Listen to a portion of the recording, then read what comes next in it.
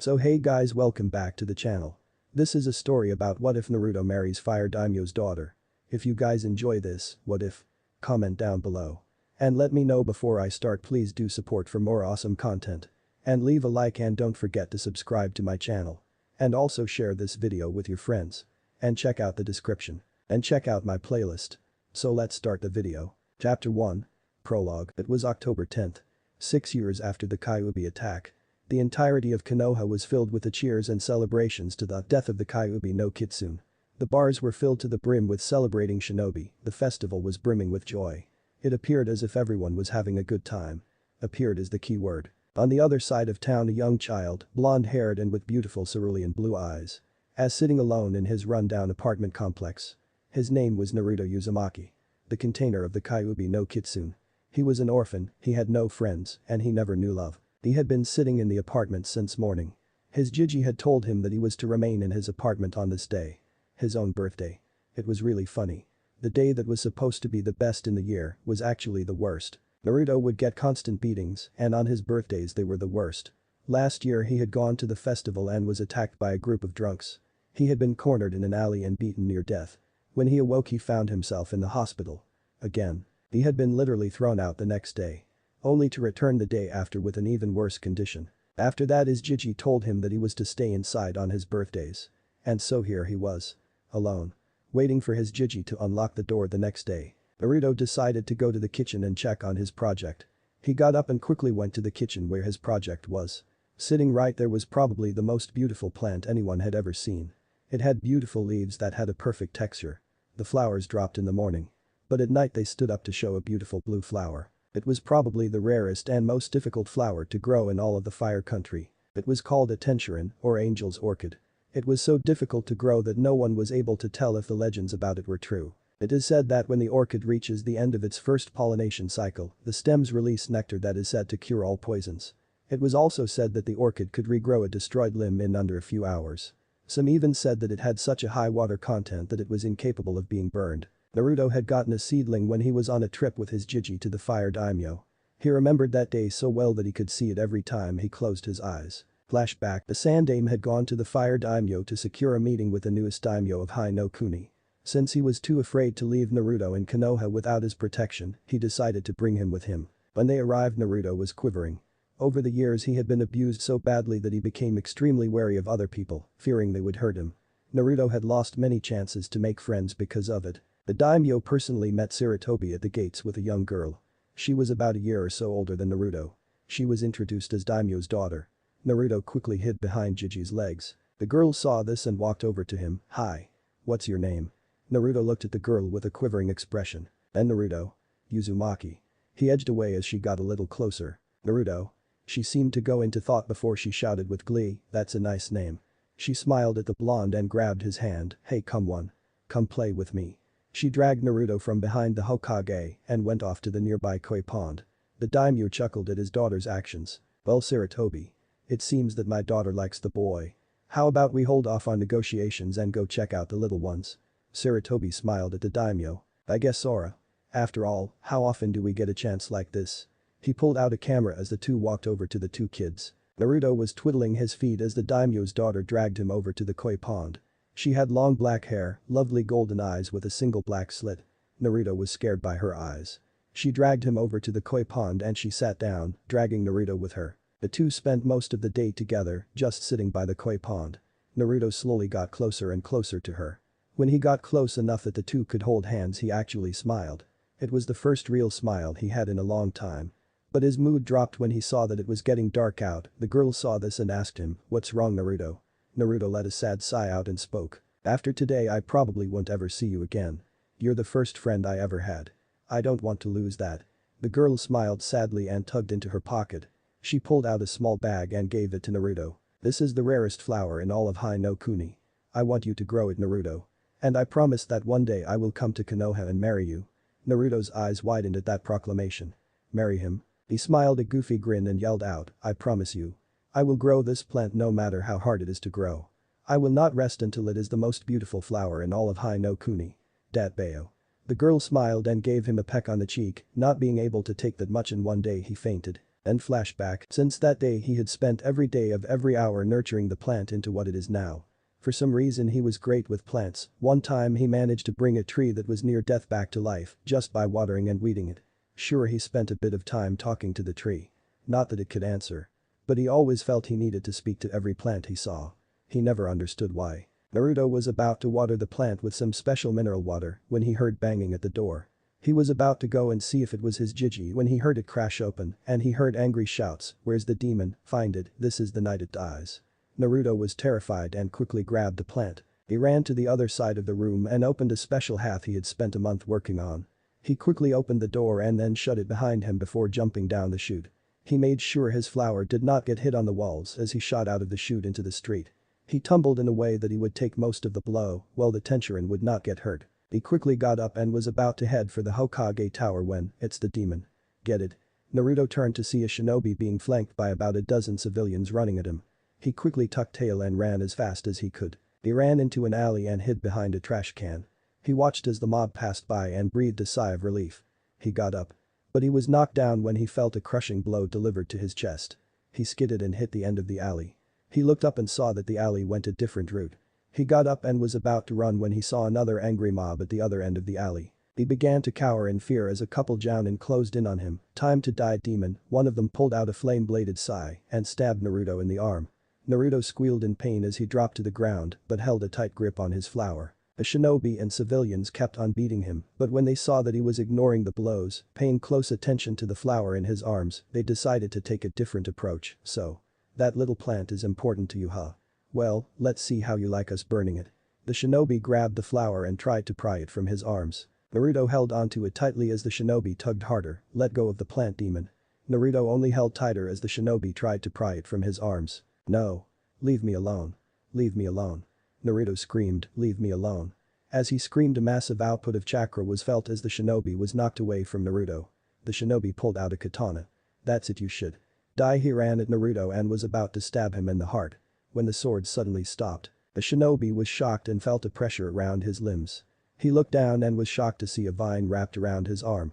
He looked down and found that it was keeping him from attacking the blonde. The civilians screamed, "The demon's breaking free. Kill it." The civilians charged only to be stopped by hundreds of vines grabbing their limbs and hanging them off the ground. The shinobi saw this and were shocked to the core. "That's the bloodline of the Shodaime.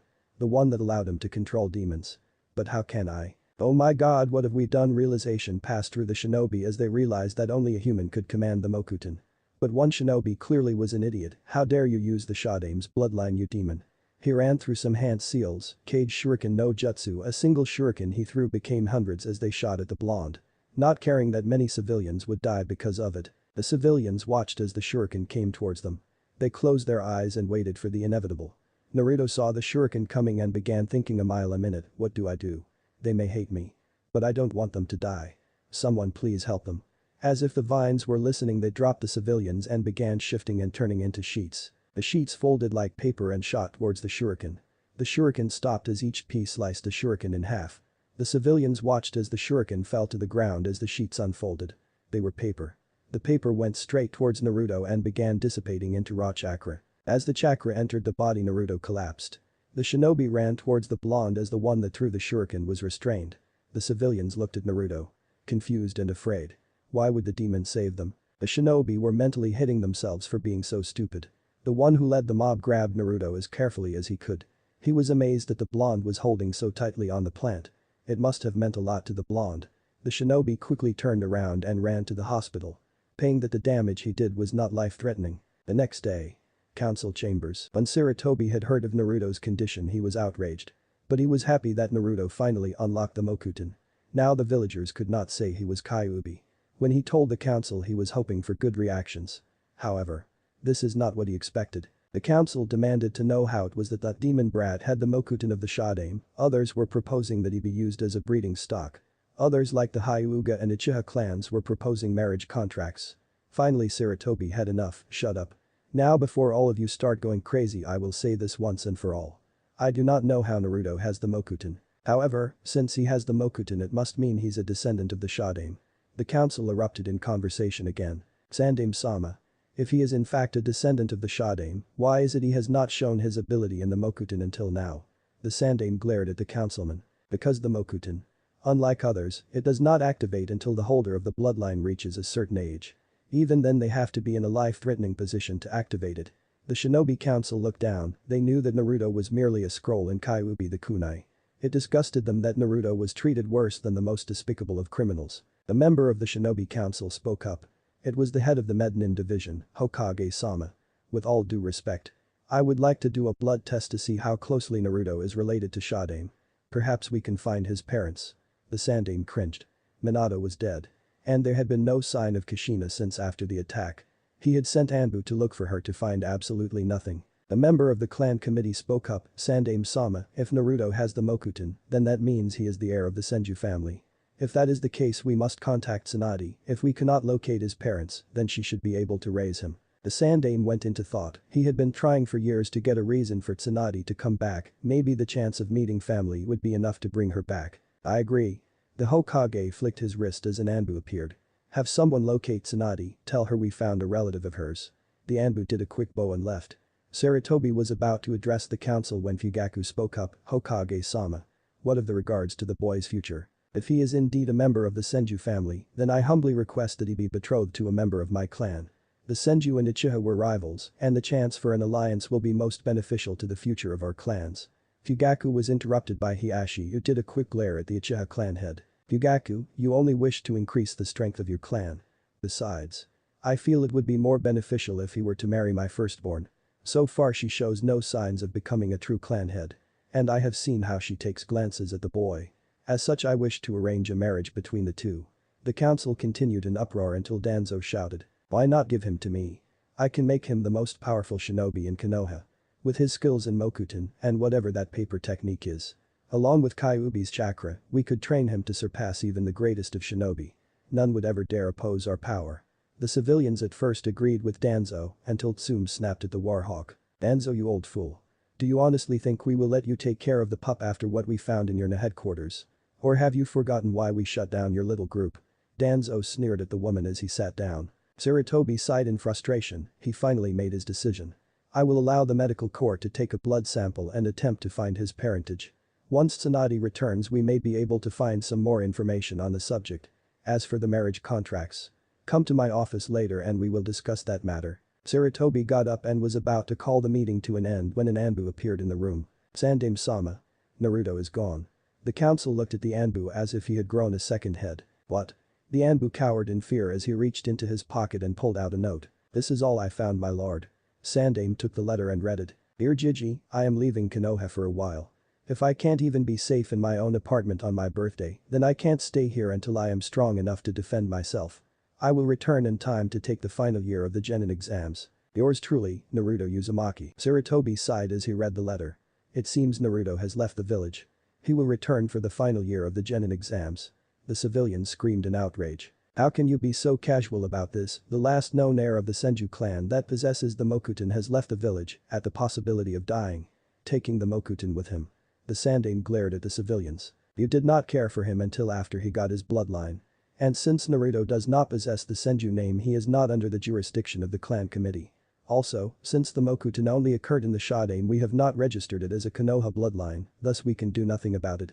The head of the civilian council screamed in outrage, her pink hair flopping everywhere. He is a relation of the Senju clan, we cannot risk their extinction. I am moving for a vote that we send our hunter nin squads out and capture him, lock him up until he is of suitable breeding age, and then have him impregnate women who will carry the Senju clan's legacy. Many of the civilians agreed, but a quick burst of killing intent shut them up. So you would have Naruto be a father to children of women who he will never even know. I will not allow any of you to do that to him. He will choose who he wishes to marry, and there is not a single thing any of you can say to change my mind. The head of the clan committee spoke up. But Sandaime-sama. You realize that Naruto falls under the Clan Restoration Act. As such, whether he likes it or not, he will have to impregnate multiple women to build up his clan. Sarutobi sighed as he remembered that law. The only one who managed to avoid that law was Minato, and that was because Kushina was so damn dangerous that no one wanted to mess with her. I understand. We will discuss this further. Those who wish to propose marriage contracts, please come to my office later. Dismissed. The council members left the room. Several went to the Sandaime's office, including the heads of the Hyuga, Uchiha, Kurama, and other clans. Others like Shina Haruno got their hired Anbu units and ordered them to locate Naruto Uzumaki at once. Meanwhile Naruto was leaving the forest surrounding Konoha's walls. He had escaped about 3 hours ago and had avoided being spotted by the local shinobi. He quickly took out a map that the Sandaime gave him and looked through it. Alright. So I am here, he pointed at a point on the map. And Konoha is here, he pointed to another place. So far I have several options. I could head to Suna, Nami, or any other countries. But which one? Naruto crossed his legs and looked at the map. Suna is too far from here, so it will take a long time for me to get there. And I don't have the supplies to get there either. Nami seems to be the best bet. I can stock up and head to Suna afterwards. And with that decision Naruto got his bag and carefully opened it. And it was a specially made box. He opened it to see the tenchurin in it. After he had tended to the plant he packed up and headed towards Nami no Kuni. Unaware that he was being followed. Chapter 2. Nami no Kuni. The mercenary Anbu unit was in the trees of Konoha's forests, trying to locate the last known carrier of the Senju bloodline limit. The Anbu unit had been tasked by Shina Haruno, head of the civilian council, to locate and restrain him. He would then be locked up in a special safe house, where he would be mentally conditioned to do as his masters told him. Once he reaches breeding age he would impregnate several women and they would be conditioned to serve Danzo and the civilian council. The Anbu unit was made up of mostly exiled clan members. A side branch member of the Inyazuka family. She was exiled because she was incapable of bonding with any canines. She was however able to bond with a silver wolf in the forest of death. Once the clan leaders found out she was welcomed back into the clan. But she was permanently banished when she turned her wolf partner into a cloak out of sheer rage. Her name was Urufu Inyazuka. There was also a former Hyuga branch member. He was the only member of the Hyuga clan that died and then came back to life. He had died on the day of the Kyuubi attack, but the Kyuubi's chakra somehow jumped into his system. His mark remained, but his eyes would never be able to wield the Byakugan, nor would he ever be able to pass on the Byakugan. His name was Hirashi Hyuga. The next member was a young man. He was a member of the Nara, Yamanaka, and Akimichi families. But he was exiled from the clans when he broke several of their laws. Selling clan pills to outsiders, setting fire to a Nara deer farm, and using his mind-based attacks to gain. His name was Shinimaru Akimichi Yamanaka Nara. The next member of the squad was a young swordsman. He had failed the academy 3 times, and he was not allowed another chance at the graduation exam. His ability to use chakra was destroyed when he was 12 by the Kyuubi attack, as it fried his systems. He as well as his older brother had the same disease that their father had. His name is Kazuma Jekko. The final member of the team was a pale-skinned man. His eyes were golden color with black snake slits. His nails were black and sharpened, his fangs laced with toxic venom. He had a slim but muscular texture to his body. His name was Hebimaru, the son of Orochimaru. The 5 had been recruited by the underground mercenary guild in Konoha. Each one had their reasons for joining. Urufu loved to hunt exotic things, Hirashi had nowhere to go, same with Shinimaru, Kazuma had grown tired of being compared to his brother. And Hebimaru was hated for being the Snake Sannin's son. Hebimaru looked around when he saw an indent in the dirt. Everyone. Come here. The group followed Hebimaru and landed around the indent, Urufu. See if it's the sprat. Urufu sniffed the ground and grinned. Yep. It's the kid alright. The group grinned, but Hebimaru kept a calm demeanor. Which way did he go? Urufu sniffed the ground again. She tilted her head towards her left and smirked. Good. Let's go. The group ran down the path Urufu indicated. Fully intent on capturing their target. But Naruto was dead tired. He had spent the last week walking towards Nami no Kuni, had eaten berries and birds for food, and he had no source of water since he was on the sea coast. Naruto sighed as he continued to walk. Maybe this wasn't the smartest plan. I am only what, 6? How the hell am I supposed to take care of myself out here? Naruto continued walking. He stopped when he heard people jeering. He looked in the direction he heard it from and found a dock. He looked closer and saw there was a group of kids about his age surrounding a little boy. He ran over to find a sight that severely pissed him off. 3 boys about a year older than him were surrounding and picking on a kid at the age of 3. Naruto quickly ran across the bridge as he listened to their conversation. Because of your new father our parents punished us. The clear ringleader said. Yeah, how about we show you your place, brat? The boy pushed the little kid to the ground. Please. Leave me alone. The kids laughed at the boy as the last kid pulled up a plank of wood. Sayonara. Shit stain. The kid swung the plank and. Hey, the kids turned around to see a blonde-haired kid with blue eyes staring at them. Leave the kid alone. The kids laughed at the statement. And who's going to make us? You? Naruto smirked and ran at the boys while they were still trying to recover from laughing so hard. He grabbed the ringleader's hair and brought his head down, smashing his knee into his face. He then grabbed the plank out of the boy's hand and swung it right across the other two's face. The three tumbled down as Naruto slammed his foot on the ringleader's back, you were saying. The other two quickly got up and ran as fast as they could. Naruto quickly kicked the leader in the stomach as he too ran off. He then turned towards the young boy. He was quivering a bit as Naruto approached him, hey kid. You alright? The boy was shocked at Naruto's kindness. But he answered, why yes. Mister. Naruto chuckled at the statement. Call me Naruto. What's your name? The boy seemed to perk up. Inari. Thank you for helping me. Naruto helped Inari to his feet. But when Inari cringed, Naruto looked at his leg. It was injured and swollen. He doubted he would be walking for a few days. Okay kid, looks like either you will have to limp back home. Or I will carry you. Naruto did a goofy grin, the second option is probably better. He scooped Inari up in his arms and began walking down the docks, so. Which way is your house? Inari got a meek smile on his face as he answered, it's across the river. Naruto mentally fainted at that, but I know someone who can take us across. Naruto smiled as Inari directed him to where they could get across. The man who took them across brought them over free of charge. When Naruto asked why Inari was all the way out here, he said it was because the boy's parents offered to take him around while his Kachan had the day off. The two walked through town. Well, more so Naruto walked through town while Inari was on his back. They finally arrived at a nice little house on the shore. Naruto walked up to the door and used his foot to knock since his arms were being used to carry Inari. He only had to wait a few moments when the door opened to reveal a very beautiful woman with silky black hair and lovely brown eyes. Her eyes widened when she saw Inari. Inari. What happened? Naruto was about to explain when the woman grabbed his shirt and dragged him in. He followed the woman. She dragged him all the way to the living room and sat him on the couch while she tended to Inari's sprain. She cast a sharp glance at Naruto.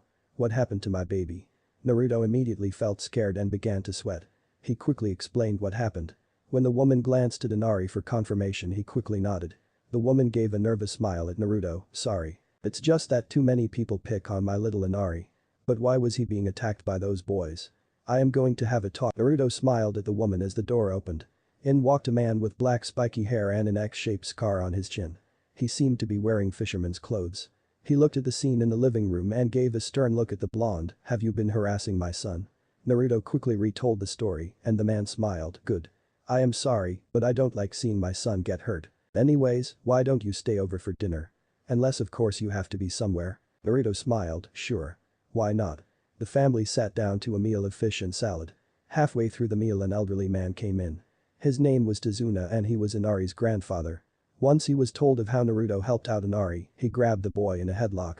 Ah, you're alright kid. Hey, how's about you come with me tomorrow? I can teach you a bit of stuff while we're there. Naruto smiles at Tazuna. Sure. Why not? I have nowhere to be for a couple years. The family was shocked by this, he didn't have to be anywhere for a couple years, what about his parents and family? Tsunami spoke up, but Naruto. Would your friends and family get lonely? Naruto dropped his smile at the mention of friends. He looked down before he let a sad smile across his features. No. I have no friends, and my family is either dead or abandoned. The table went silent when they heard the abandoned part. It's no big deal, but since I had to grow up fast, I never really had time for fun. Tsunami walked over to Naruto and wrapped him up in a hug. Oh you poor thing. Inari walked over and hugged his leg while Tazuna and Kaiza spoke to each other at the side. Kaiza, how about you and I teach the boy some things? If what he says is true then he probably doesn't know about taking care of himself outside of wherever he lives. I'll teach him some building techniques and you teach him how to fish. Maybe we can get Tsunami to teach him how to cook. Kaiza thought for a minute he would love to do this. But he also thought that perhaps they should just adopt him. But Naruto seemed to be like him, preferring to go far rather than tie himself anywhere. Tsunami was his only exception, he loved her just like he did his adopted son. Alright. We can ask him after dinner and see what we can teach him. The two agreed and went back to eating. Afterwards Naruto agreed to learn from them. The next day Tazuna brought Naruto with him to his building project. They were working on building a pipe system that would lead to a water filtration plant. Since they were on the ocean the usual freshwater areas were actually salty, not the best thing to drink. While they were building, Tazuna showed Naruto the basic pipes. He also showed Naruto the filter system. Naruto soaked up all the information and made sure he remembered. After all, since he was going to be traveling a lot he needed to learn this stuff. He even helped out Tazuna. Some of the pipes were too small for Tazuna to work on, so Naruto had to help out a bit. Naruto crawled through the pipes and tightened the bolts. When the day was done they went home. Kaiza brought Naruto with him and showed him how to fish. After half an hour of fishing Kaiza started a conversation. So Naruto. What was life back home? He turned to see Naruto's eyes gloss over as he got a sad expression on his face. Kaiser raised an eyebrow at this. I would rather not talk about it. Not yet anyways. Naruto went back to fishing, but Kaiser seemed insistent. You may feel better if you talk about it. Naruto turned towards Kaiser and spoke. No. I won't. Kaiser sighed. But he got a thoughtful expression on his features. What could have happened in the village to make it so Naruto does not even want to talk about it?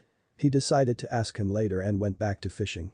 He suddenly felt something jerk on his fishing pole. Aiza began tugging on the line as he reeled in what was on the line. He kept letting off some slack as more and more splashes were shown. Naruto got up and helped Izuna tug on the line. Finally, after half an hour of pulling, they finally reeled in a large swordfish. Once they brought it back to the house, they cut it up. Half of what was eaten that night was eaten as sushi, the rest was stir-fried or grilled. Naruto had helped cook the dinner and had learned about the various spices. The same process repeated with Naruto taking part in wood chopping, shopping, he even babysat Inari for a little while. The two were playing in the park when the same three bullies came up to them with reinforcements. Hey Brad, we still haven't paid you back for how your stepdad got us in trouble. This time we brought some friends. He indicated the 10 or so kids behind him. Naruto got up and got into a basic academy stance in front of Inari. You want him? You go through me. A large kid with a wooden plank ran forwards and kicked Naruto in the ribs. Love turned his head towards the group of kids. Get him. The kids ran at Inari, who quickly curled into a ball as they pulled out a bunch of things to hit him with. Naruto tried to get up, but he was smacked across the back of his head by a wooden plank as he fell to the ground. Blanking out as darkness claimed him. Mindscape. Naruto groggily opened his eyes to find himself in knee-deep water. He quickly shot up and looked around. He was in a sewer, but the walls were covered in roots. He looked around as he saw the wood begin to peel like paper. He began walking down the halls of the sewer.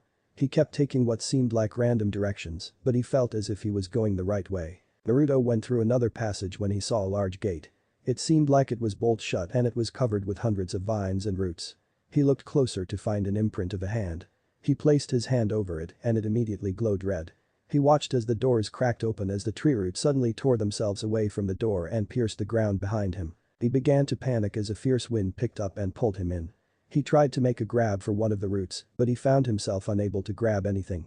He was finally pulled through the doorway as the gates closed with a slam. The wind stopped as he began to tumble. He pushed himself up and brushed himself off. He looked around as he saw the room light up with hundreds of seals wrapping around the room. He saw a pedestal with 2 palm prints on them and walked over. What the hell? What is going on? Naruto sighed as he placed his palms on the handprints. Oh well. The handprints glowed as his body was charged with a warm energy. It was calm and serene. Outside of Mindscape, Naruto suddenly awoke and looked up. The group of boys were about to wail a beating on Inari that would permanently injure him. He threw an open palm strike as a mass of tree roots ripped from the ground and wrapped around the boys. He then twisted his wrist as the roots went upward, suspending the boys in the air. The large boy that knocked him down grabbed a plank of wood and threw it at Naruto. Naruto swung his arm as the board was sliced in half.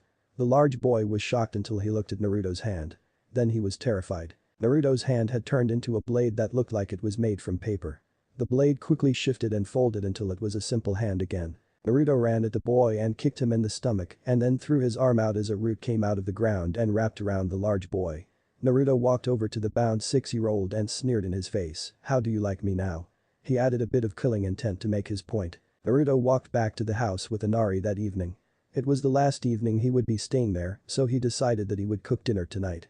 Inari and him were the only ones home since Kaiza went fishing, Tsunami was shopping, and Tizuna was still building that water filter. Naruto had gone to the nearby beach and began casting out his lines. He brought in about 3 salmon, 1 blowfish, and a lobster. He quickly grabbed the fish and ran back to the house. On his way he stopped when he saw a patch of herbs. He looked through them and found the perfect herbs for the dish he was planning. When he got home, Inari had already set the table and was getting out some cups. Naruto looked at the clock, he only had 3 hours to cook the meal before they all got home. Naruto quickly pulled up a stool and got to work. After 2.5 hours, Naruto and Inari had finished setting the table with time to spare. The two sat down together and watched the sunset. Hey Naruto, Naruto turned to Inari. Why are you making dinner? Mommy makes really great food. Naruto smiled as he sighed. Because I am leaving tomorrow. Inari grabbed Naruto's arm and clung to it. No, don't leave, the bullies will come back. Please don't leave. Naruto wrapped an arm around Inari's shoulders and answered. Inari.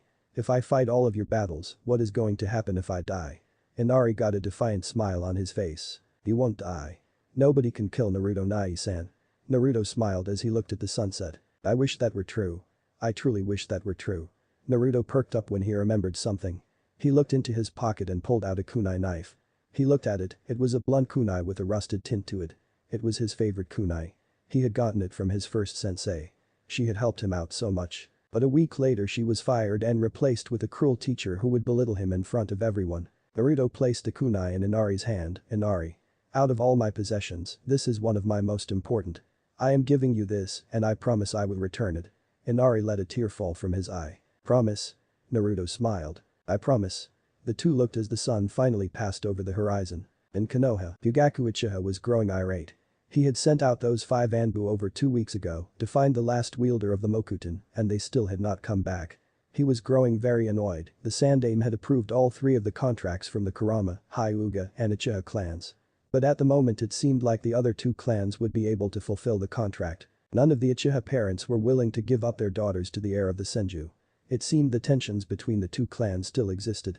Fugaku was about to go through the documents, seeing if he could find some sort of loophole when he heard knocking on his office door. Enter the door opened to reveal Funu Uchiha. She alone was the last remaining descendant of the original leader of the Uchiha clan. She was considered a monster amongst the clan, same with both of her parents before their deaths. Funu. What are you doing here? Funu walked forwards. She was about 8 years old and she already showed potential past Itachi, but because of her heritage, she was never considered for early promotion. Fugaku-sama. I understand you are having difficulties in finding someone to wed the heir of the Senju. Fugaku narrowed his eyes. Yes. What does it concern you? Funu spoke and released an imposing aura. I wish to be the one offered to the Senju heir. Fugaku's eyes widened. Funu was extremely picky about who she hung out with and now she was asking to be the one who married the heir of the Senju, the heir to her ancestor's rival. Why? Since you are a direct descendant of Madara I expected you to hate the Senju more than anyone. Funu sighed and continued. It is for the exact reason that he is the heir of my ancestor's greatest enemy, I wish to see how powerful he is. Plus, our children would be incredibly powerful, thus giving the Uchiha clan both the Sharingan, the Mokuton, and whatever abilities he learns. Fugaku got a thoughtful expression on his face. She raised valid points, and since she was not the heiress of the clan, then all of their children would be directly controlled by the clan head, namely Itachi or Sasuke.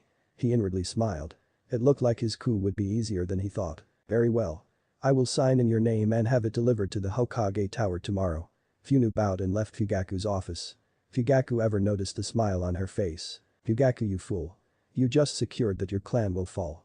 For once I married my Naruto-kun. I will leave this clan forever, taking the ultimate Sharingan with me. Fungus eyes turned red. The fully developed Sharingan in her eye.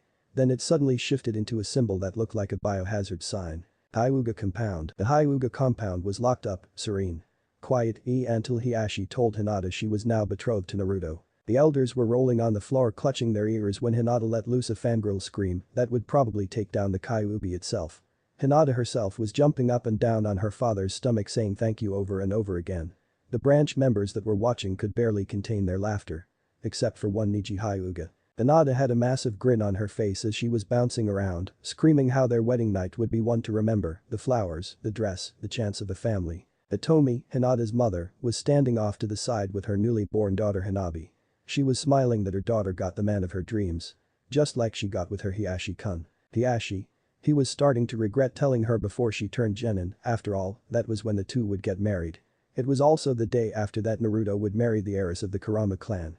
He had no idea how Fugaku was going to get Naruto to marry someone of his clan. But he had to smile at the fact that his daughter was so happy. But Naruto. 2 weeks later, Naruto had left Nami no Kuni the day after. He had then headed straight toward Suna. He had stopped in 3 cities on the way. One where he had gambled a bit. He remembered that it was Tenzaku town or something like that. He had won over 200,000 Ryo at an old gambling hut. The place after that became so popular that the business increased tenfold. Naruto had just arrived in the border town of Suna. He had rented a hotel room in the middle-class district. He had quickly gone to bed the moment his body touched the mattress. The next day Naruto went to a nearby weapons shop where he hoped to buy some equipment. Naruto had not set 2 feet in the door when he saw someone enter an alley dragging a black sack. He was curious as to what was going on and walked towards the alley. He looked to find a red-haired teen wearing a sand-colored cloak and a scorpion mark on his armband. He looked closer to find that he had a Suna headband. But it had a slash mark through it. He looked closer and watched as the man opened the sack to reveal a dead body. Naruto watched in fascination as he inspected the body. He combed the body over with a calculating eye as he ran diagnostic after diagnostic over the body. He seemed to be pleased with the body as he smiled. He quickly packed up the bag. Naruto tried to get a closer look, crash and knocked over a bucket of glass. The man turned around and saw Naruto. He quickly turned and ran as fast as he could. He looked behind to see that the man was slowly following him. Naruto ran even faster. He turned down an alley that had a bunch of trash cans. He ran to the end of the alley and it pointed two different ways. He turned to see the same man casually walking down the alley. Naruto panicked and ran left. He exited the alley into a large crowd of people. They were all dressed in masks, some were Oni masks, tiger masks, hell there was a mask of every possible animal you could think of. Naruto turned and looked behind him. The man wasn't there. He breathed a sigh of relief, "Excuse me, child." Naruto's blood turned cold when he heard that emotionless voice. "Might I ask what you were doing watching me?" Naruto swallowed as he kept saying the same mantra in his head, "Oh shit, oh shit, oh shit." Naruto was about to run when he felt a cold hand grasp his shoulder. He slowly turned around as his eyes widened when he saw who was behind him. It was the exact same man from the alley. Naruto did the only thing he could think of at that moment, thump. Naruto fainted in the middle of the street. The man bent down and looked at Naruto. Such a strange child. Well, might as well take him with me. No sense leaving him in the middle of the street. The man picked him up and carried him in his arms as he began thinking, the child is clearly only 6 or 7 years old and by the looks of it he is an orphan. I wonder. The man smiled to himself as he carried Naruto to his apartment in the red light district. Akasuna no Sasori may have finally found an apprentice. Chapter 3. Apprentice of the Scorpion. Naruto slowly opened his eyes. He groaned as he rubbed the sleep from his eyes. Damn. What happened to me? Naruto pushed himself up and fully opened his eyes. He was in a ratty room with holes in the walls. The ceiling looked like it had mold growing on it. He looked to find that there was a window. It was cracked, but it was still a window. He walked over to the window and looked at the curtains. They looked like they had been eaten by moths. Naruto looked around. Why the hell was he here? The last thing he remembered was that he was running away from some man who had a corpse in a bag. He accidentally caught the man's attention and… oh, shit. Naruto began to panic as he looked around, praying that he could somehow escape. He ran to the door and grabbed the handle as he turned it. To find that it was locked. He looked at the window and ran to it. He opened it up, sending a few shards of glass in random directions. He stuck his leg through the window and was about to jump out. When he saw how high up he was. The room was at least on the 3rd floor. No, make that 4th floor. Naruto went back in the room and looked around, trying to find some way to get out. He looked around. But he stopped in his tracks when he heard the doorknob begin to click. He looked around as the door opened. Akasuna no Sasori walked through the doorway carrying a black bag the size of a man. He looked around and spoke, looks like he got away. He walked and put the bag on the bed, or did he? He slowly stepped around the room. If he did escape. How did he get away? And if he is still here. Where is? He snapped his head to the left towards his closet. He twitched his fingers as the closet flew off its hinges, revealing Naruto cowering in the corner. He quickly ran to the window and was about to jump out of it when Sasori quickly sunshine behind Naruto, grabbing his shirt. Naruto struggled as he tried to get out of the man's grip. Let me go. I haven't done anything to you. Sasori threw Naruto on the bed right next to the bag. Naruto looked up in fear. Sasori walked forward and sat on the side of the bed. Naruto was confused. Why was the man not trying to kill him? Sasori let a dry chuckle escape his lips. Don't worry, child. I have no intention of hurting you. In fact, I brought you here because you seem to be in bad condition. A good thing too. It was supposed to get pretty cold this evening, and with what you are wearing you won't last long. Naruto looked down and had to agree. All he was wearing was a loose set of rags, a worn-out pair of socks, and only had a bag of crackers. He lost the rest of the food when he was jumped by a pair of kids 3 days ago. Naruto nervously smiled but let his face fall. Sasori saw this. I also saw a bit of potential in you, boy. Naruto looked up. You seem to have massive chakra reserves, enough that you will have a severe amount of trouble depleting them. But since you are young, and if taught to control it properly, you could be great. Naruto smiled at the man's praise. Thus, I wish to take you as my apprentice. Naruto looked up in shock. Oh really? Sasori nodded his head. Yada. So when do we start? In Tanzaku town, Tsunade and Shizune were carrying a sack of loot. After Tsunade had lost all of their grocery money, Shizune had pushed her out of the way. In less than 10 minutes they had managed to get 10,000 ryo. Shizune chose to carry the bag. Tsunade however wanted to continue gambling. Come on Shizune, just 1,000 ryo. Shizune turned to her master. No. 500 ryo. No. 400 ryo. No. Tsunade-sama, you need to get out of this gambling habit of yours, we already have debts with several influential individuals, we don't need any more fees we have to pay when we don't even have enough to pay for the debts we have. Tsunade slumped her shoulders. The two had been traveling for the last 6 years, they were both registered as Konoha shinobi, but they chose to leave Konoha. The last time they were in Konoha was 6 years ago when Minato's child was about to be born. If they had not been there then Kushina would have died in childbirth. After the Kyuubi attack she watched as the hospital was set ablaze. She ran into the hospital and found that almost everyone was affected by the Kyuubi's malevolent chakra, most of them going into shock. The next day she fled the village with Shizune when she was told that Kushina and her child were dead. The two entered their hotel room, Tsunade Senju, and looked to find a Konoha Anbu standing in the corner. Tsunade immediately got angry. What do you want? The Anbu stood at attention. Tsunade Senju. I have an S-class message that I must give to you. Alone he turned towards Shizune indicating that she needed to leave the room. Shizune said the apprentice turned towards her master, I'll be fine. Go. Shizune turned towards the door and began to walk out. But she turned her head towards the Anbu with a stern glare. Anything can happen to Tsunade-sama. You die. She walked out of the room and closed the door. Tsunade turned towards the Anbu who was pulling out a scroll. So?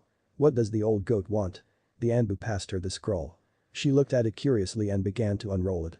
She looked it over, when she finally got through it her eyes widened beyond all possible proportions. Outside of the room, Shizune was standing outside the door, it was too quiet to be normal. She was about to open the door, crash when it flew off its hinges as Tsunade charged out of the room, she turned towards her apprentice, Shizune, pack your bags, we are heading to Konoha now. She ran towards the lobby as the Anbu walked out of the room. What was that about? The Anbu passed her a scroll labeled to her, she opened it up and read its contents. Dear Shizune, no doubt you have seen Tsunade's reaction to the scroll she received, the scroll entailed details of a living user of the Mokuton blood limit. His name is Naruto Uzumaki, there is more information concerning him, but all the information is on Tsunade's scroll, and she is not to reveal it until I deem it permissible to do so. The reason I am telling you this is because no doubt Tsunade will try to use her funds to buy a menagerie of items for a certain reason. I want you to prevent her from doing that. She does not need more debts than she already has. Sincerely, here is in Sarutobi. Shizune looked at the scroll for a minute. Then it suddenly clicked, shit, I have to stop Tsunade from going haywire on the shopping. Holding this she threw the scroll to the Anbu who was now running after her. Next day, with Naruto and Sasori. Naruto and Sasori had left that morning. Naruto and him had shared a little bit about their pasts. When Sasori heard about Naruto's past he unleashed a mess of puppet fury on the surrounding trees he was so angry. Most people didn't know, but Sasori had one weakness. Children, he could not stand to see a child in pain, could not stand to see them sad, and now he finds a child who was often beaten to within an inch of his life, ridiculed and ostracized, and basically abused in both mental and physical perspective. It severely pissed him off. After Sasori had vented, the two had continued on their trek toward Suna. They were not actually going into Suna since Sasori was a missing nin, but he needed to greet his contact. Sasori had a massive spy network that was probably the most advanced and intricate in all of the elemental nations, the only one who could possibly have a better one was Jiraiya of the Densetsu no Sanin. The two arrived in a small town about a mile away from Suna's borders. The two found an abandoned building where they were to meet Sasori's contact. As the two waited Sasori began to get Naruto to start working on his chakra control. Sasori-sensei. How is this supposed to help me get stronger? He indicated to the piece of string in his hand. Sasori sighed as he explained. The exercise is to increase your control, you have far too much chakra to suddenly start learning new things, for now I need you to start on the basics. The object of the exercise is to use your chakra to tie the string into a specific knot and then use chakra to untie it. It is a difficult exercise, but we have no other way to increase your control for now. Sasori began to tinker with a sealing scroll as Naruto began to try and weave the string into a normal bow tie knot. The two waited in the abandoned building for 2 hours. Finally, when Sasori was beginning to lose his patience, Naruto yelled out, "Yada, I did it." Sasori looked to find that Naruto had in fact managed to do it. He was surprised, with chakra stores that were so large he could sense them without even trying, it was a spectacular feat. But then Sasori noticed something, there was a controlled swirl of chakra surrounding his navel. It was narrowing down how much chakra was being used. Sasori was about to ask Naruto about it when the door opened. Sasori turned his head. "Ah, Yura, you're here," said Suna Shinobi simply kneeled in front of Sasori. "Sasori dono. I am ready to make my report." Konoha, Uchiha compound. Yunu was walking towards the Uchiha gates. She had made all preparations for the plan. The one that would bring the Uchiha clan to its knees. Her parents had foolishly left documents around before their deaths, and with her higher than normal IQ of 197, it was child's play for her to understand what the documents meant. She was smart for a 7-year-old. Although she had to thank the foolish Uchiha clan had they not entrusted her idiot parents. Parents who viewed themselves with such high reverence because of their bloodline that they became so arrogant that it was child's play to kill them. She would not have found a person who she could test herself against. Part of the Uchiha clan's plan to conquer Konoha involved Naruto. With the Kyuubi inside of him, any offspring he would have would become pseudo-Jinchuriki, a type of Jinchuriki that had all a Jinchuriki's strengths but had less of the weaknesses. After she found out about Naruto having the Kyuubi inside of him, she followed him to see if her inborn power would do to him what Madara did. Her great-grandfather went to Kyuubi, but when she found him, beaten and bruised, left near dead, she could not bring herself to do it. She looked him over and found the wounds already healing. But she stayed by his side and did what she could to nurse him back to health. She was only 5 at the time she found him beaten near death and was only 5 when she began observing him every moment she could. She was only 5 when she made a vow, I will make you mine. And I will be free of this pathetic clan for good. And now. She was betrothed to him. Now all she had to do was make sure that she was dominant in the group of girls that were lining up to have Naruto. She had no problem sharing, what she had a problem with was being submissive. Her plan was coming to fruition. It looked like that little tip that she slipped Itachi was successful. Now all she needed to do was let the pieces fall into place. And she would be the only Uchiha left alive. And the Sharingan. No. The perfect Sharingan. Would belong to the Senju clan and the Uchiha clan would fade into the pages of history. She thought about her ancestor, Madara. You were a fool. You had the chance to gain a powerful bloodline when the Shadame's sister offered herself to you, but your arrogance blinds you to the truth. But soon. The gift you passed on to me. Will be in the Senju clan. Funu activated her eyes and spoke, Ninpo. Shunshin no jutsu she disappeared in a swirl of black flames. Going to a safe house. While the Uchiha clan was massacred. Barama compound, Ikumo was painting in her room. Her father had told her she was to be betrothed to the heir of the Senju clan. She accepted, not caring in the slightest. She was far too depressed to care. A week ago her teacher had sealed her up. She felt such betrayal, she regressed herself into a shell. Her parents were worried about her. They asked Kurenai why she sealed up her bloodline. Her only reply was, she needs to learn to control. Her parents tried to get her to explain, but Kurenai left before they could question her further. Lately Akumo has been having constant nightmares where an Oni takes over her body and uses her to its own ends. This worried her parents, as it was a sign that the darker curse of her bloodline had finally come out. She only found solace in her paintings. Before she heard of the engagement she painted scenes of darkness and pain. But after the engagement she began to paint happier scenes of weddings, flowers, mountains. Ikumo was painting furiously, trying to get out what was so intently on her mind. But every time she made a brush stroke she heard that same voice, let me. She tried to shake it off, but it kept coming. Finally she began to lose consciousness as she tried to finish the painting. When her eyes snapped closed she snored. Her eyes opened revealing glowing orbs. She suddenly picked up the brush and with a wicked smile, began to paint a picture. She grinned wider with each second. She finally placed the brush down, perfect. Suddenly Yakumo fell back to sleep as the painting was revealed. It was a painting of a burning Konoha with a silhouette of a wedding in the flames. The male had glowing crimson orbs, with a silhouette behind him. A silhouette of 9 tails. Time skipped 3 days later. Naruto was trying to get the string to turn into different knots. So far he had managed to get it into a hangman's knot, a bow tie now, a sailor's knot, and a lace knot. But he was still having difficulty with the kunai wrap knot. Sasori had described that the knot was basically the wrapping around a kunai handle. But since he had to kunai handle he had to make do with his finger. Thus making it more difficult to properly channel the chakra through the fingertips. Naruto looked over the knot Sasori had made to see what he was missing. He looked it over as he checked to see where he was going wrong. He was channeling chakra through the string like Sasori had told him. But for some reason the knot kept undoing itself after he finished. Naruto began to wrap the string around his finger again. Suddenly he looked his finger over. He remembered in one of his sensei's lectures that there were points in the entire body and the more chakra on had the more chakra points there were. Naruto tried to use his entire finger to make the knot. He smiled when he saw that it was a success. Yada, Sasori-sensei, I got it. Sasori looked over to the blonde, astonished by his progress. Amazing, he has shown such great skill so soon. It's remarkable. I definitely found the right guy to be my apprentice. Now to start him on my technique. Sasori walked over to Naruto, very good. Come, we have 3 days to get started on the next point of your training. Sasori began walking towards a tree. He tapped on the tree, shook his head and moved on. He went to another tree. Tapped it, shook his head again and moved on. He continued this for a few minutes until he stopped at a tree with a dark red wood. He tapped it. He nodded his head, he circled the tree and tapped it a couple times.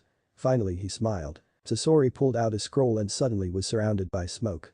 Naruto covered his eyes as the smoke swept over him. As the smoke cleared he looked to where his sensei was. His eyes widened when he saw another figure with his sensei. There was what looked like a humanoid figure. Its arms were like that of a large, but were curved like a machete.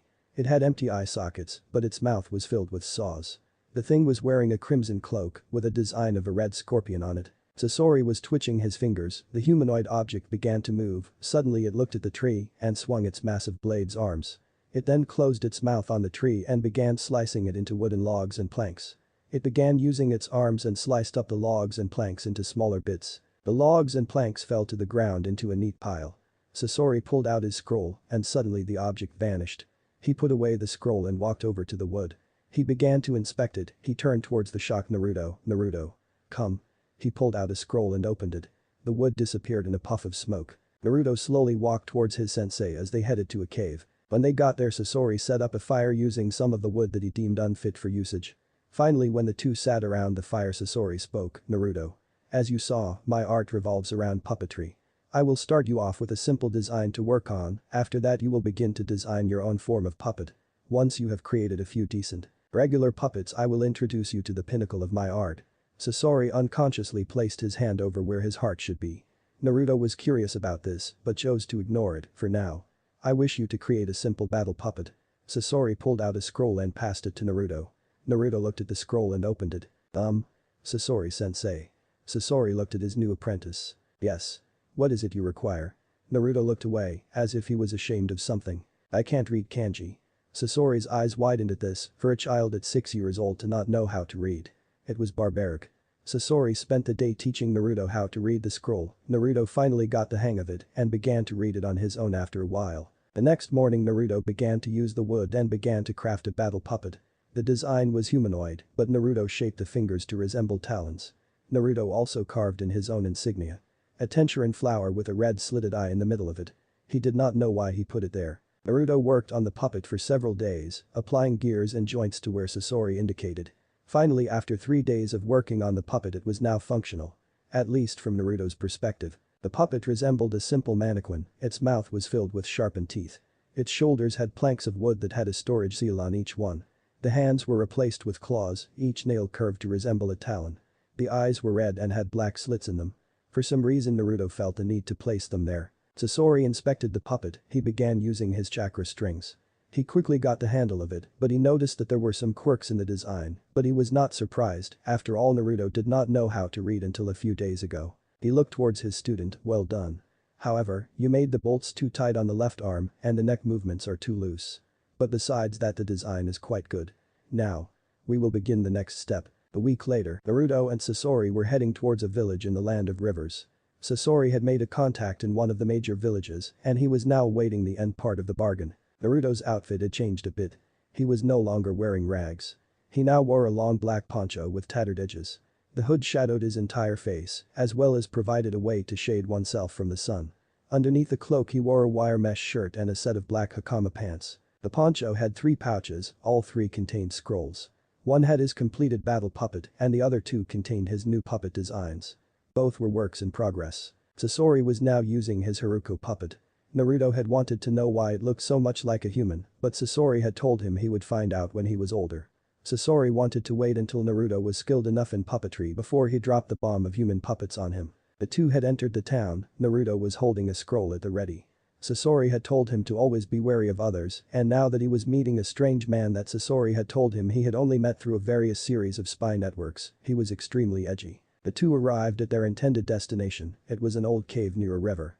The cave was covered by a Sasori placed his palm near the cave entrance and then dropped it, revealing a beautiful pagoda door. The door opened as the two walked through it. When they entered there was a light in the middle of the room with a man wearing a black cloak with red clouds standing to the side. His face was covered by a straw hat with bells on it. The man spoke with a stoic voice, "Akasuna no Sasori. I have what you asked for." He reached into his cloak and pulled out a scroll and passed it to Sasori. Said missing nin took the scroll and gave it to Naruto, who placed it in a pocket in his hakama pants. "I must thank you. Without your poisons I would not have been able to pull off my feat." Sasori chuckled a bit. In Haruko his voice became more gravely and aggravated. Yes. I hope that you are not cheating me on my prize. The man shook his head. No. Unfortunately the item was damaged, missing parts of the right side. However, it looked like it had been removed intentionally. Sasori growled to himself. That means that someone has vital portions. No matter, I shall still find use for it. The man stepped back as Sasori turned to Naruto. Naruto, no one noticed the man's eyes widen. Please leave the room for a few moments. Naruto nodded his head and exited the room. Sasori looked back at the man. So. By the change in your chakra and the stance you are in, you must know this boy. Said man looked down. Yes. I knew him before. I used to watch out for him on Sandame's orders. He was such a nice boy. The man looked down as Sasori pondered. Yes. He is a nice boy and he shows amazing potential in my art. Hopefully he will surpass me before I expire. The man nodded his head. Well, I must be off. Also Itachi reached into his cloak. I have a message for you. From my organization. Sasori took the scroll. You do not need to reply now. But it is highly suggested that you do at some point. Sasori nodded his head and put the scroll away. Thank you. Itachi-chan. Itachi smiled under his hat. No. Thank you. Akasuna no Sasori. He disappeared in a swirl of leaves as Sasori turned towards the door. Now having a body that his student can create his first human puppet with. The body of Shisuya-chan. Chapter 4. Return. Hitetsu and Izumo were standing guard at the gates of Konoha. Ever since Tsunade's return 5 years ago they had been placed on guard duty constantly. She had taken up the position of Godame and had proceeded to punish every individual who had ever hurt Naruto. No one has been told the relation as far as blood between the two, but if he had the Mokuton then the two had to be related in some way. And that was more than enough reason for Tsunade to want vengeance. Hitetsu and Izumo had been spared from her wrath. They had never harmed Naruto, nor have they ever assisted him. Now that they thought about it there was a lot more they could have done for the blind. Hitetsu sighed, man. I really miss that. Izumo sighed as he slumped down. I know what you mean. Izumo then thought about something. Hey. Didn't the Sandame say that Naruto would be returning before the final year of the academy? Kitetsu perked up. Yeah. So he should be returning soon. I hope so. Izumo cringed at the statement. Once Tsunade became Godame she had sent several leagues of Anbu to locate Naruto. They came back after 3 weeks, not finding anything in the slightest. They were about to fall asleep, they heard the ringing of bells. They looked down the road to see 2 individuals walking up to the gates. They were both wearing straw hats with bells hanging from the edges, and they were both wearing black cloaks. With red clouds. Akatsuki Jiraiya had explained for everyone to watch out for them. Kitetsu and Izumo were about to get into battle position. When one of the individuals suddenly disappeared. They went wide-eyed before they felt a pressure at the back of their necks. As everything went dark. Tsunade's office. Tsunade was brushing through the documents as quickly as she could. Ever since she came back to the village she had been extremely edgy. Once she found out how her relative was treated she had gone completely nuts. In a matter of days she had managed to destroy several restaurants, level the orphanage, and destroy his old apartment complex. She had then proceeded to arrest every individual who had ever hurt Naruto. And it was a long list. She had personally done the DNA testing for Naruto. And what she found shocked her. Naruto's DNA matched that of her little brother. But how? Minato was not related to them. As far as she knew. Once she found out that Naruto had been living alone, she had gone looking everywhere to find Kushina. She had even sent Anbu to look through the ruins of Yuzugakure. To find nothing. She pondered to herself, where are you Kushina? If you abandoned your son. Heads will roll. She sighed to herself as she was about to approve a new document. Tsunade looked up to find her old sensei standing there. How are you doing with your new position? Tsunade frowned at her old sensei. The two had been working together since she took the position and she was finally starting to get the hang of it. But how the hell did the bag of bones ever manage to do all this paperwork and not go crazy with it? I am alright sensei. Although, I wish that Naruto was here. The blood sample they used to test him with was at least 3 weeks old and a fresh sample might produce better results. I want to know how closely he and I are related. It may answer some questions I have had for a few years. Sarutobi curled an eye at her and sighed. Yes. I miss him too. I would give anything just to have him in this room right now. Even give up smoking. Old man. The 2 shinobi turned around to find 2 individuals wearing Akatsuki cloaks standing in front of them. They immediately got into battle positions as Sarutobi spoke. Identify yourselves. Or die. The 2 turned to each other and chuckled. The one standing next to the one that spoke sounded feminine. A male individual reached up to his hat and said, why of course he pulled off his hat to reveal his face, a Jiji standing in front of the legendary medic ninja and the god of shinobi. Was Naruto Uzumaki. Saratobi could not contain himself. Naruto, he looked Naruto over. He had grown to an impressive 5'2". He had lost a good amount of his baby fat, his hair had grown a bit longer, and it now resembled Minato's hairstyle.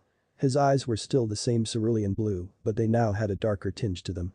All in all, he looked like a true shinobi. Naruto noticed Saratobi's shocked expression and smiled. "Hey old man. You better close your mouth before flies nest in there." He chuckled as Saratobi quickly closed his mouth. "So. How has the village been? I see you finally got yourself a replacement." Saratobi chuckled at the blonde. But then turned his attention to the girl standing next to him. If the giggle he heard before was any indication of her gender. "Who is the young individual standing next to you?" Naruto turned towards the person and nervously smiled. "Well. I don't know how to say this but. She is. Kyuubi no Yoko." The two shinobi turned their heads towards Naruto. Then the girl. Then Naruto.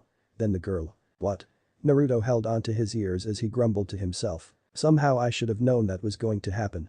He waited for the two shinobi to stop hyperventilating before he explained how he met the Kyuubi. Flashback. Naruto was trying to focus his large chakra reserves to create enough strings to make his new puppet move.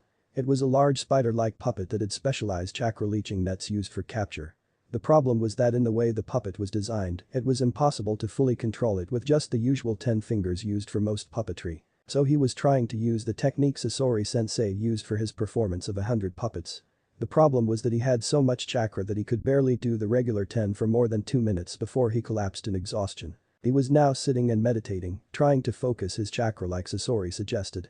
He said it was something he learned from a traveling monk. Naruto had been sitting in the same position for half an hour trying to focus his chakra. Finally he sighed, "This isn't working. Man, is there any other way for this to work?" He opened his eyes, expecting to see lush green forests. But instead he found himself in a sewer with vines randomly crossing over the walls. Where the hell am I? He quickly jumped up and began to walk through the hallways. He looked around until he came to a door. It was practically calling him. Not thinking, he opened the door and looked inside. There was a massive cage that looked like it was being closed shut by a large mass of vines. Well. So my container comes to greet me. I was wondering when you would be coming here." Naruto felt the ground tremble as he heard the loud voice. He looked into the cage as steam began to come out from between the bars. Naruto's eyes widened as a toothy grin appeared along with a set of glowing crimson orbs. "So. To whom do I show this pleasure? Little one?" Naruto looked up at the creature as more of its body was revealed. "Hey Kyuubi no wa Yoko?" Kyuubi smiled as it winked at Naruto. "Correct. You aren't as dumb as I thought you were." We should probably talk more. Comfortable environment." The smirk on Kyuubi's features made the blonde incredibly nervous. Suddenly the Kyuubi began to shrink as it began to take a new form. When the Kyuubi finished its transformation, there was a human figure lying on the ground. Naruto's eyes widened when he saw it. Or rather her features. She had crimson red hair that fell to the small of her back, she had a pale complexion, long slender arms, a perfect hergless figure. And an impressive set of breasts. She looked to be about 15 years old. As she stood up she revealed her whole form. Completely naked. Naruto blushed crimson red as she stared into her crimson eyes. She must have seen the blush because she playfully giggled as she placed a finger at her lips. Making her look even cuter. "So. Do you like what you see?" Naruto did not know whether it was her looks in general or if it was how she said it. But he did the first thing that seemed logical. He fainted. If you people are having any trouble with Kyuubi's human form, just think of Mocha from Rosario Vampire with crimson hair and red slitted eyes. Then flashback, Saratobi stared at the blonde. Having a hard time believing what he said. But then again, Naruto hasn't lied to him as of yet, so. How did she escape from the seal? Naruto sighed. He opened his mouth, probably about to answer. When the door was opened by a frantic Hiashi Hyuga. "Hokage-sama. 2 Akatsuki members have been spotted at." He looked around as he saw that there were several individuals in the room. He then saw the Akatsuki cloaks. "Hokage-sama. Why are there 2 Akatsuki members in your office?" Hiashi looked at Tsunade expectantly. Tsunade opened her mouth to answer. When she suddenly felt a large mass of killing intent. Coming from Naruto. Naruto was glaring at Hiashi with a look that would possibly scare Orochimaru. He performed a set of hand seals and pulled out a scroll. The scroll released a bath of white smoke as a puppet came flying out of it. Hiashi was so shocked that he had no time to move. He watched as the puppet came at him and noticed its features. It was very skeletal, its mask was like that of a ghoul. Its cloak was tattered and ruined. And it was carrying a massive scythe. He was about to get into a Jaiken stance. "Stop." The puppet stopped mid-strike. He looked to see the other Akatsuki members. A beautiful 15-year-old woman with crimson eyes was holding on to the now crazed Naruto. "Naruto. Calm down. calm down. Naruto blinked a few times as his crazed look softened. He withdrew the puppet and sealed it back into a scroll. Naruto walked out of the room. As he passed by Hiashi he whispered, "I am sorry." He left the room and walked down the hallway. Kyuubi follows close behind. Hiashi looked at Tsunade with a look that said, "What the fuck just happened?" The three shinobi looked down, wondering what the hell was going on. At night. With Naruto. After Naruto had left the office he walked around the village. He had seen that there were a few changes to the village. But not enough so that he forgot the places he was beaten in. He looked down an alley. It was the last place he was beaten before he left for his training trip. He had walked around the village until he made it to the top of the Hokage monument. He looked at the village as he revealed a seal over his heart. He ran a bit of blood over it. Unsealing the tenchurin flower. He examined it for a minute as he looked at it through the moonlight. Wondering if the tenchurin's legends in regards to the full moon were actually true. Since the flower had not yet opened at night, nor was it a full moon, he could not say for sure. He began to trim and comb the flower, making sure that it was perfectly cared for so that when she came to Konoha he could properly present it to her. Meanwhile, in the daimyo's palace, Mitsuki was looking at the moon. Thinking to herself. She had been doing this ever since she had told Naruto that if the tenchurin flower was grown properly, she would come to Konoha and marry him. But when she found out that he had left Konoha she was very upset. She often thought of what he must look like now. Her fantasies often brought the 13-year-old to very inappropriate places. She looked at the pond where her and Naruto had hung out for the day. She had cried there for over an hour when she heard that Naruto had left the village. She had finally stopped crying when her father had told her that she would be the first one he told if he got any new information on Naruto. She walked over to her bed and fell on it as she slowly allowed sleep to claim her. Her sleep was interrupted when she heard her father yell, "Mitsuki. Naruto is back in Konoha." She then flew out of bed and ran for her closet, looking for the best possible dress so she could properly present herself to the blonde. Unaware that there were 3 girls in Konoha doing the exact same thing. The next day, with Naruto was running through the exercises Sasori had taught him. He had finally managed to learn enough about puppetry that he could use his more advanced puppets. He could not however control more than 2 puppets at a time. He was now practicing using his newest puppet. Fuin. It was probably his most useful puppet. It was covered in seals that could hold just about anything. In fact, he had essentially made the puppet more of a portable base than anything else. Thanks to a large amount of advancements it could transform into a base for a small battalion. He looked the puppet over. The puppet itself was in the form of a barrel. However, the body was covered in many storage seals. The arms were also covered in storage seals. The entire puppet was like a large ant. He was inspired by Sasori Sensei's design for Kurori, Black Ant, albeit his own design was a bit bulkier. Naruto sealed up his puppet and went to reach for another puppet to modify and train with. When he touched a black scroll. He traced the scorpion design on the side and whispered, "Sasori Sensei." He then looked at the scroll next to it. It was also black. But it had the design of a hawk with broken wings. He immediately grew angry as he looked at it. He sighed and reached for a scroll. When an Anbu with a cat mask appeared in front of him. She had long purple hair and had a slender figure, Naruto Uzumaki. "The council wishes to see you immediately." She quickly shunshined away from the blonde as he began to walk towards the Hokage tower. Meanwhile, Mitsuki was riding her horse right through the gates of Konoha, not even bothering to watch out for who was in the way, all the time yelling, "Get out of my way." Meanwhile her parents, Sora, Daimyo of Hai no Kuni and his wife, Natara, were following up at a more steady pace with a small entourage of samurai nearby. Natara looked down as her face palmed, "Oh boy. She is really excited right now. I wonder if we should have waited to tell her that Naruto came back to Konoha." Her husband looked down as he sighed. "Perhaps. But I don't think you want to be the one with snakes crawling underneath your covers." Natara shivered. She often wondered if Mitsuki got her obsession with snakes from hanging with her uncle.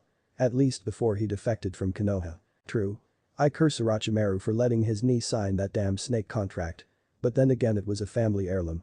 The two saw that Mitsuki was getting too far ahead and proceeded to speed up the pace of their horses. Meanwhile 3 girls were heading to the Hokage tower to meet the man they were pledged to. Several minutes later. With Naruto was walking up the steps of the Hokage tower. He was about to turn a corner, Naruto-kun. He was barreled over by a certain red-haired demoness. He looked up at Kyuubi and twitched. "Kyuubi? Where the hell have you been?" Kyuubi got off of him and smiled. "Oh. You see, I went to the hot springs for a dip. But they were so nice and comfortable that I fell asleep there. Sorry for making you worry about Naruto-kun." She wrapped him up in a hug and positioned his face in between her breasts. Naruto began waving his arms around as he began to lose the ability to breathe. Finally Kyuubi stopped giving him the pleasurable hug of breathlessness. And finally released him. He got up and began taking deep breaths. "Okay. Just don't worry about me like that again, okay? She nodded her head and did a mock salute. Yes, sir. Naruto's face palmed as they began to walk to the council chamber. Naruto knew the Hokage tower like the back of his hand. So it was no problem getting around. When they finally found the council chamber, he did what he normally did and just kicked the door right in. I am here. What do you want? The council looked at the blonde and his companion as he simply walked into the council chambers like he owned the place. He sat in a chair on the side of the wall as Kyuubi sat in the one next to him, so. What am I here for? Suddenly the doors were thrown off their hinges when Tsunade came barging through it, Sarutobi following close behind, and began yelling at the council, what the hell were you all thinking? How dare you do something like that the moment he leaves the village to train for a few years? The council began to shiver as Tsunade released a massive amount of killing intent. Naruto looked at Tsunade with a shocked and confused expression, what the hell is going on here? Tsunade turned to Naruto and sighed. Naruto. I think it would be best if you sat down for this. She passed him a bottle of sake. I know you are underage, but once you hear what the council has to say you are definitely going to need it. He nervously took the bottle of ache and looked at it quizzically. Thanks. I guess. He slowly edged to the seat he was assigned to and sat down. All the clan heads looked at him.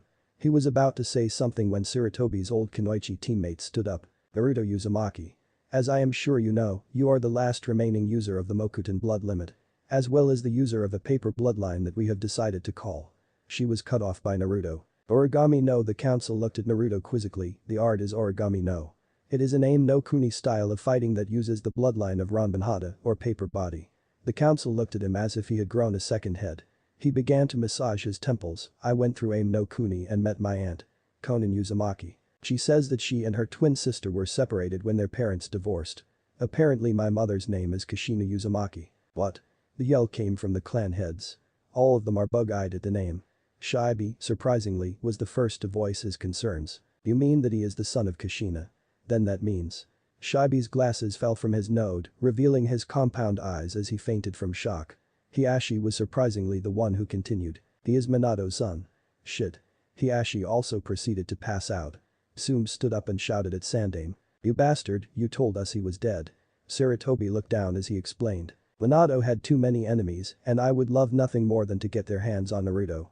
I did what I thought was right to keep him safe. He looked towards Naruto who was confused. Not that I am not enjoying you all yelling at each other. But who is Minato?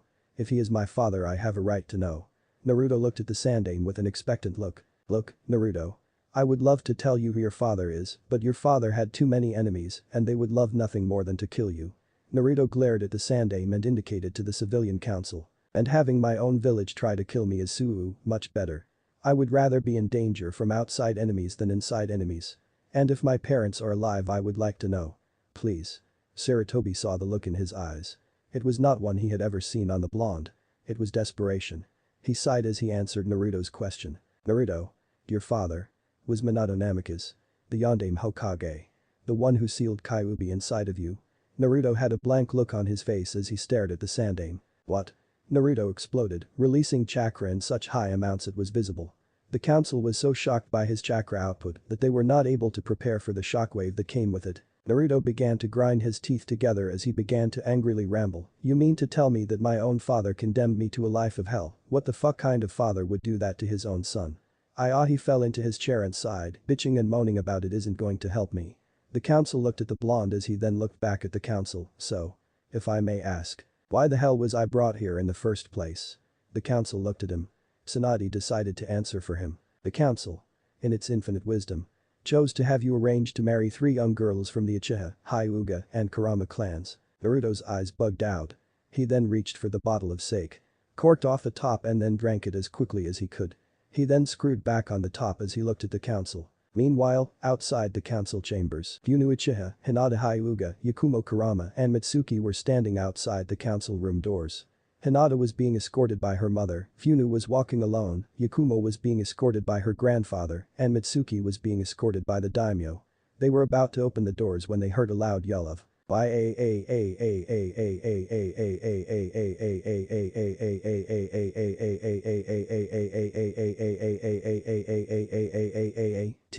The group looked at the doors as a single thought went through their heads. What is going on here? Chapter 5. The Council and Academy. Naruto was releasing so much killing intent that he actually made a few older shinobi counselors soil themselves. Are you telling me that I will leave for a few years and without my consent, you all arrange marriages for me with girls that I have never even met? What the fuck is wrong with you people? Hiashi Hyuga stood up. Naruto, since you are the last of your clan you need to be betrothed to several women to rebuild your clan. The fact that they are of high standing will improve your clan's image. Naruto snarled at Hiashi. Who asked you wide eyes? A better question would be. Who the fuck asked me if they could betroth me to anyone? Did anyone here ever consider that I don't want to rebuild my clan? Everyone was shocked by his statement, and even if I did, I want to marry for love, not for some screwed up politics you assholes. Naruto turned towards the doors of the council chamber. He turned back to the council, and by the way. I already have someone in mind for a possible wife. He opened the door, expecting to be able to walk home. But what he saw in front of him made his jaw drop. There were 4 absolutely beautiful girls standing at the front of the council room. All of them wearing illustrious kimonos. The girl to the far left was wearing a black kimono with ornate flaming designs running up the cloth. Her hair was tied back in a regal ponytail. Her lips had a luscious red lipstick to it. Her eyes were perfectly shaded. A deep midnight black. She carried herself with an authoritative stance that would be worthy of a true kunoichi. The girl standing next to her had beautiful dark purple and was wearing a white kimono with feathers coming from a raven as a design. Her lips had a slight tint to show a small amount of makeup. Her eyes were like the Hyuga heads. But they were a softer lavender color. She carried herself with a shy stance. But he could see an underlying potential in her. The girl next to her was stunning. She had a pale complexion, as well as stunning dark red hair. Almost a brownish color to it. She was wearing an earthen kimono with ornate vines crawling up the side. Her lips were lightly tinted red and she had a small amount of blush. She carried herself with a calm, tranquil stance. The last girl left him speechless. The girl was wearing a lovely green kimono with beautiful ornate serpents along the designs, stitching and hemming. Her hair was a silky black and her eyes were golden with snake-like slits. She carried herself with a clearly excited stance. He knew who she was. After all, she was the one who gave him the tenchurin flower. Naruto stared at all 4 beautiful girls and he began to stutter. Ah. Ma. Humana. Ha. Thump and he fainted. Hinata, Funu, Yakumo and Mitsuki looked at Naruto and suddenly turned to each other and screamed, "Look what you did to him." The girls began to bicker and argue as their escort sighed to themselves. This is going to be more difficult than we thought. Isn't it? They all watched as the girls continued to bicker as Kyuubi picked up Naruto and carried him back into the council room. After they had managed to get the girls settled down they had all re-entered the council chambers. Kyuubi had managed to wake up Naruto. But she was currently trying to convince Naruto to remain long enough to at least consider the benefits. And she was currently failing. Kyuubi, look. I understand where you are going with this and the fact of the matter is that I do not wish to accept the Kra. Naruto-kun, this will help your clan. And. Naruto cut her off. Look Kyuubi, I know you think this will benefit me in the future, but the fact of the matter is that I refuse to marry anyone unless I hold genuine feelings for them. Kyuubi sighed as she looked at Naruto. And for now. Accept the Kra, but only allow girls who genuinely care for you and that you care for as well be with you. Does that suffice? Naruto looked at her to retort. But sighed. He was going nowhere with this. Fine. I will take the Kra. Under the conditions that the girls that I marry have to genuinely care for me. I will look them over for any seals that are forcing them to do this and I will immediately remove them. If I see even the smallest amount of deception in their eyes I will not even look in their direction. Am I clear? The clan heads nodded while the civilians muttered to themselves. Sarutobi stood up. Besides that fact. Naruto.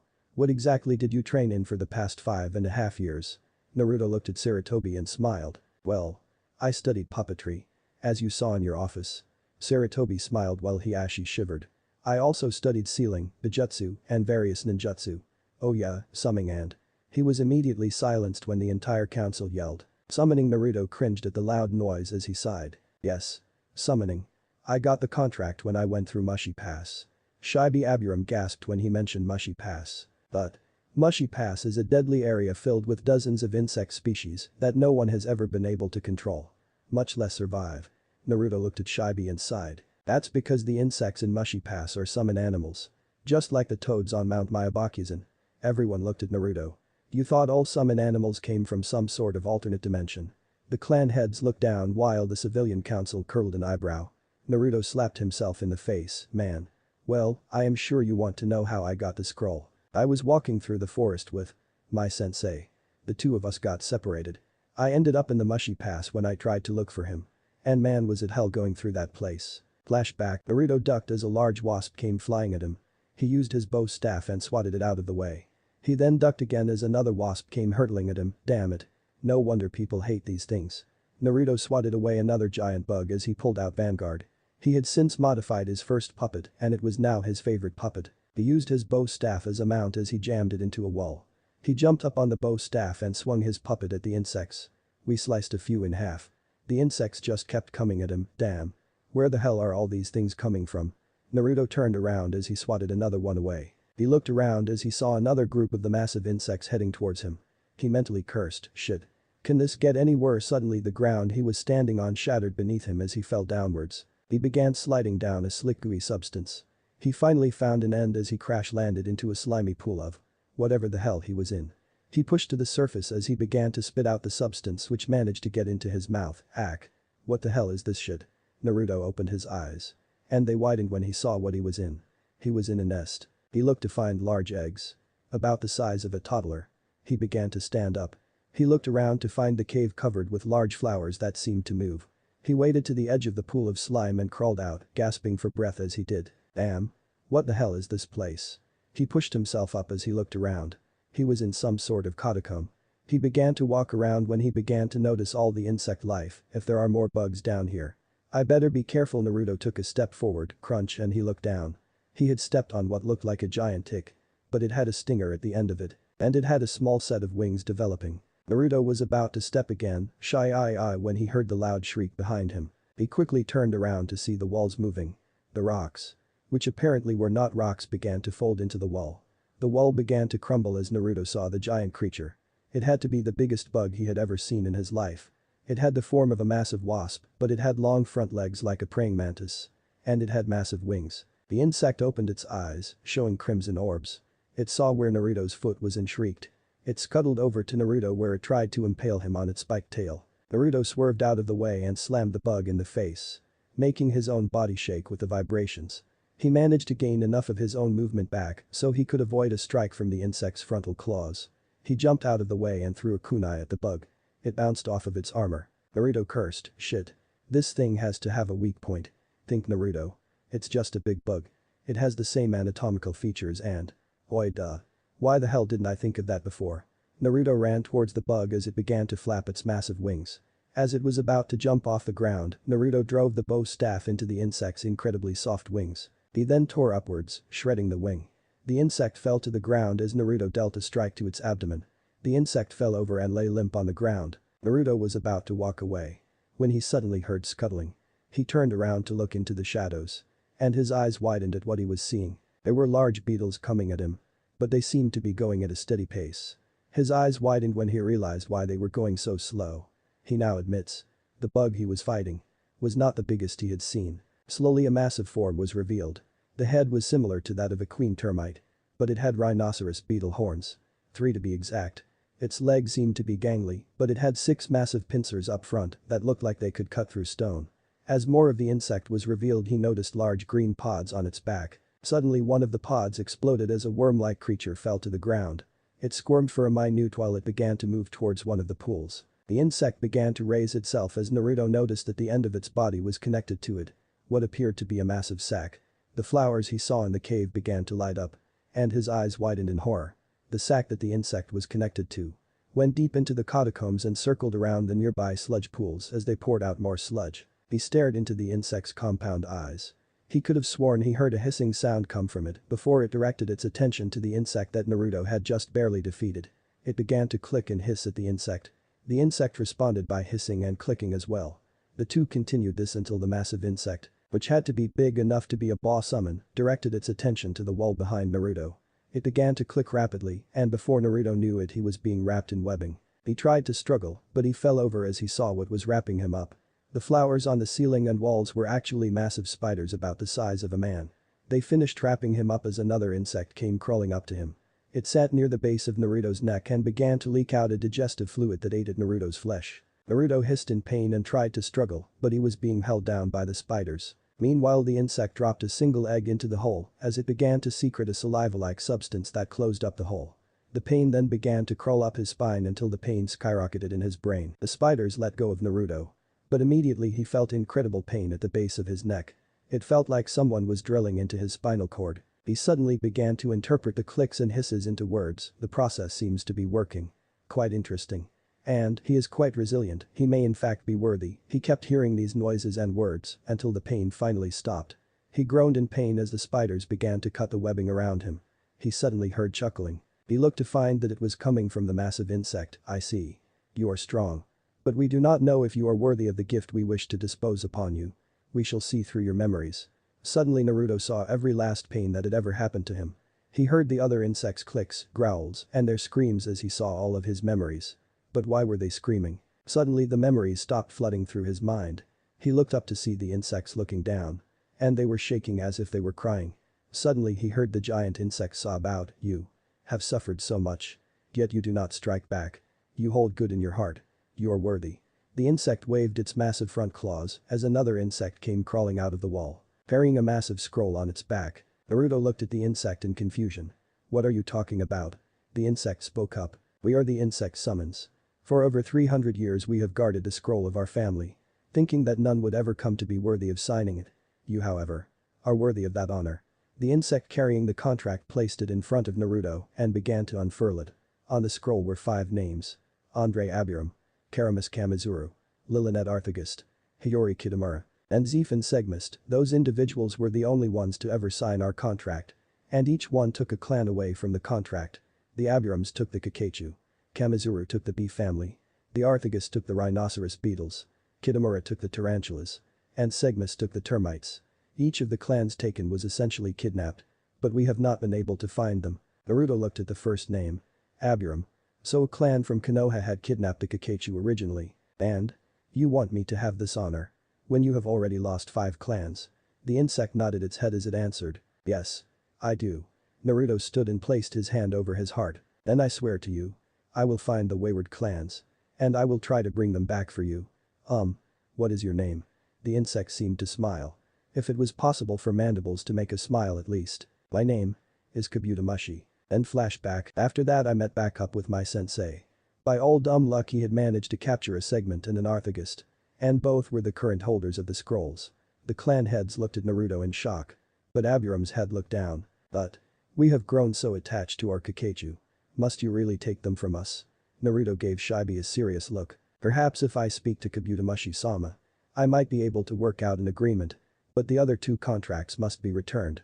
Shibi sighed as he began to pray. Kabutamashi would allow his clan to continue using the Kakachu. Suddenly a civilian council member spoke up. Who was your sensei? Boy. Naruto looked down with a sad expression. My sensei. Naruto's eyes began to water. The clan head saw this and all of them thought, what happened to his sensei? Clearly the civilians did not see this nor did they care, as one of them, a pink-haired woman yelled out. Stop stalling, brat, and tell us who your sensei was. He couldn't have been all that great, seeing as he is not here with you. If he was so great he would have come with you and… The woman was silenced by a blast of killing intent from the blonde. My sensei was Akasuna no Sasori. And I had the misfortune of watching him die.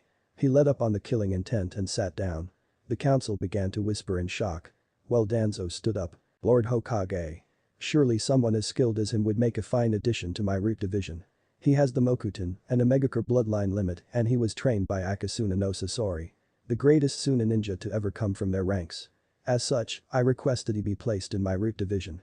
Danzo was mentally sneering at the boy, who 2 years ago had foiled his plans at an alliance with Hanzo. Naruto glared at Danzo and spoke, oh really Danzo? And why per se would allow you to be my leader? When you had the gall to try and kill my aunt. Everyone turned to Danzo who was now sweating bullets. He knew I was there. How? I saw him fighting head-on. How did he manage to see me from that distance? Danzo spoke up as calmly as he could, I have no idea what you are talking about. Naruto snorted as he turned towards the old warhawk. Whatever. Besides. I promised Ajiji that I would attend the last year of the academy. He turned to Sarutobi. Am I correct? Sarutobi smiled at the blonde as he answered. Through Naruto. You did in fact promise that.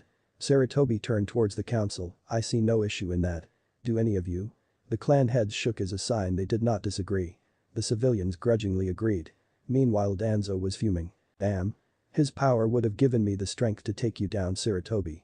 Now how am I going to take the position of Hokage? Sarutobi smiled. Tomorrow, Naruto will start the academy. He began to write down a form. This is the room number. Naruto took the piece of paper and smiled at Sarutobi. Thanks, Ajiji. He and Kyuubi sunshine out of the council chamber. Later that night. With Funu was cursing to herself. Her plans were slowly falling through the toilet. She was not the last remaining Uchiha as she had planned. Instead, that pathetic excuse of a genius had spared his worthless little brother, leaving 3 Uchiha living. Funu looked at the training post that had a symbol carved into it.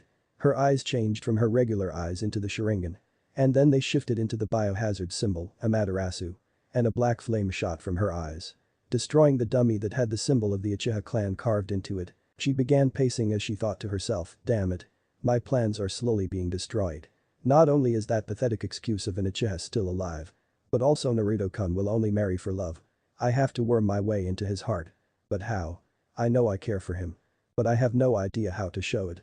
She sat next to a tree in the apartment she had bought after the Uchiha massacre. She had managed to smuggle a large amount of scrolls from the compound before Sasuke got a hold of them. This gave her an advantage.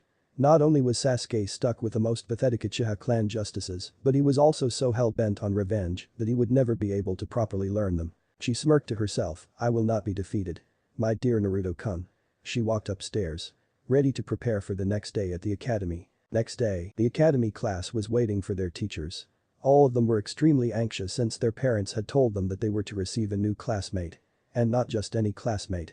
A senju who has the Mokuton. Sasuke was brooding, on the inside however he was scheming, I will defeat this dope and I will make him teach me his justice. So I can kill him. Hinata was quivering. She knew who it was and it made it that much harder to get out of bed.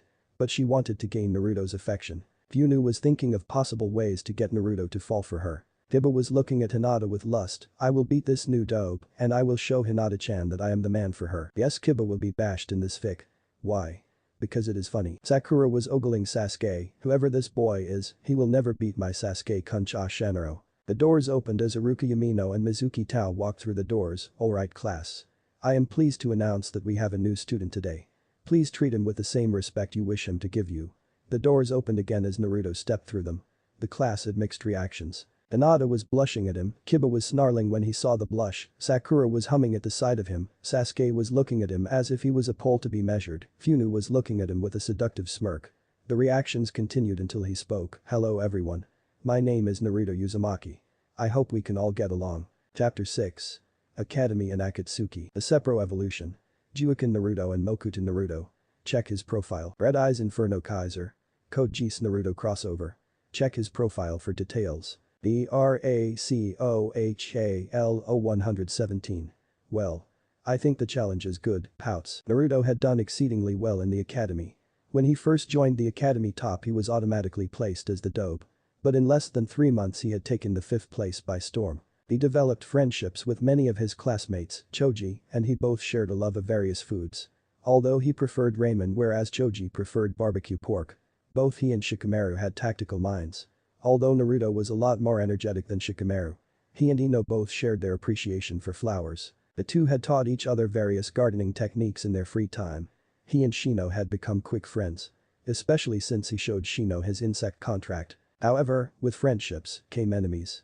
And his worst enemies were Sakura, Sasuke, and Kiba. At first he thought he might be able to get along with Kiba. That is until the second week of the academy. Flashback. Kiba pushed Hinata against the wall with a lecherous grin on his face, oh come on Hinata. Why not, I mean in a few months we will be shinobi and we might end up dying, why waste this chance? Hinata struggled against Inuzuka's grip. It told YUK Kiba. I love another. Kiba began to squeeze her arms and make her squeal in pain. It's that Naruto shit he tightened the grip he had on her arms, oh please. He could never please you like I could. He puckered his lips and leaned towards Hinata. Hey, shit stain. Kiba turned and saw the end of a bow staff smash into his face. Forcing him to let go of Hinata, Kiba tumbled and hit a tree nearby. Akamaru, who had been whimpering off to the side, walked over to his master and began to whimper. Kiba pushed himself up and saw who had knocked him down. His eyes narrowed when he saw Naruto standing in front of him wearing a black cloak with red clouds, holding a bow staff. Naruto pointed the bow staff at Kiba, I suggest you walk away Kiba. Or someone will get hurt. Kiba snarled at Naruto and got up. Yeah, and it's going to be you. He ran at the blonde with his claws extended and slashed at the blonde. Naruto sidestepped him and delivered a punch right into Kiba's chest. Kiba staggered a bit and coughed up a bit of blood. Naruto stepped back as Hinata stood a few feet behind Naruto, you have a lot of nerve treating a woman as you did in Inuzuka's slime. I could have you arrested for attempting to force yourself on a woman. Naruto spoke the next part with finality, especially my fiancé. Kiba glared at the blonde.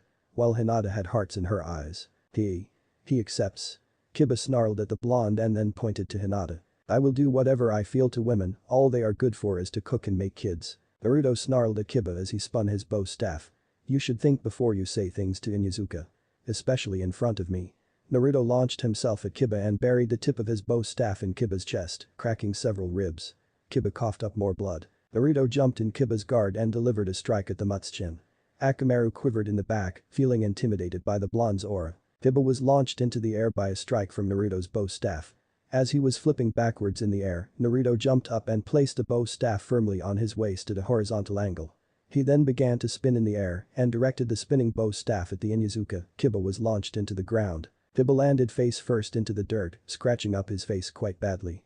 Naruto turned to Hinata and walked over to her. She flinched when he reached out to touch her. He retracted his hand. Don't worry.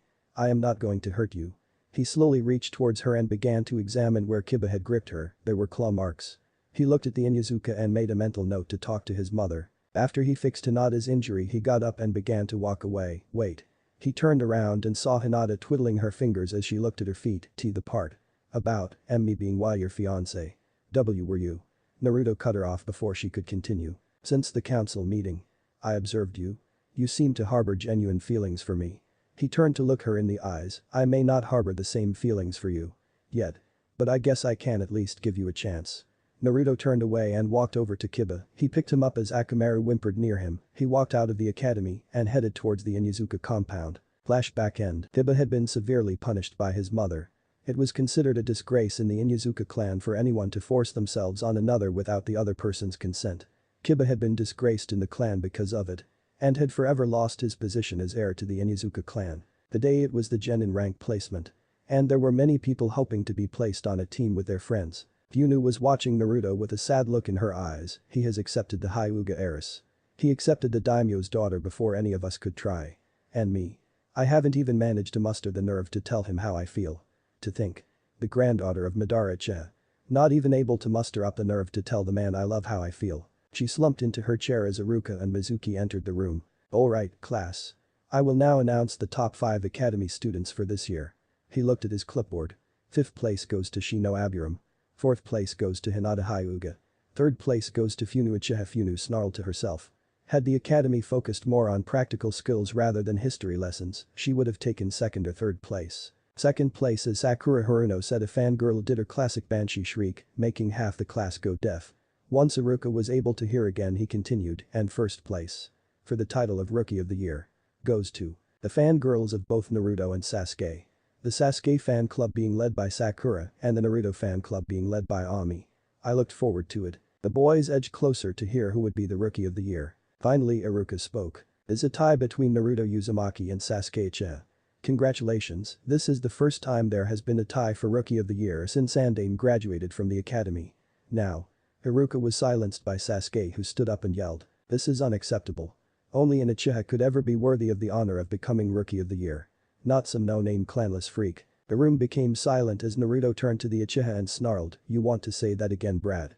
The two got into a glaring contest. You are a no-name clanless freak who should be kneeling in front of me like a dog.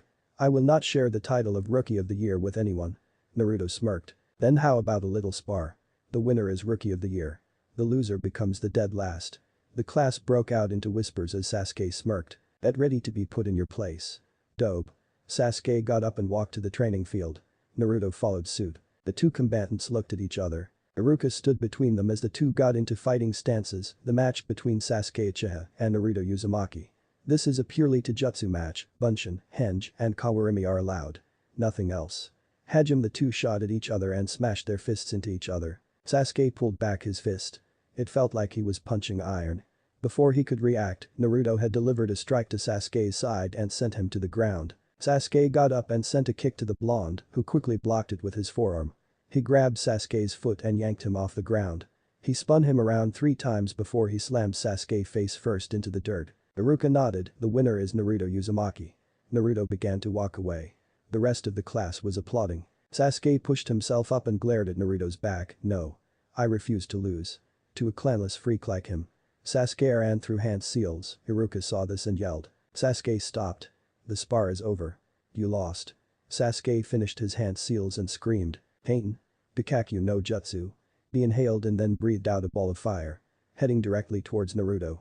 Naruto slowly turned around and saw the fireball coming at him. He sighed and performed a single hand seal, Mokuton.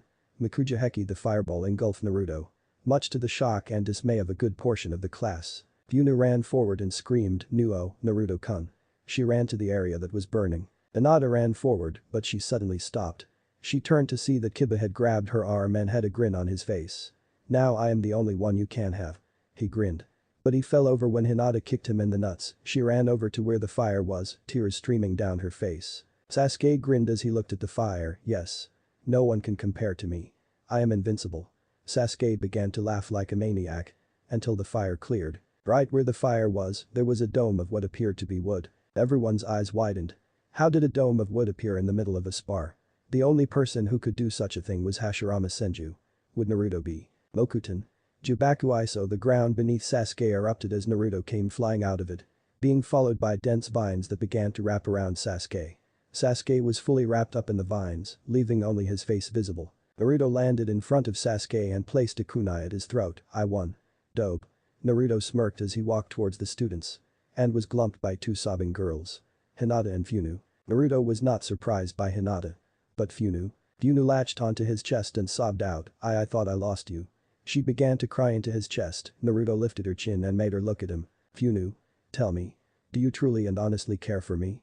Funu hiccuped and nodded her head, are doing this for any reason to gain power.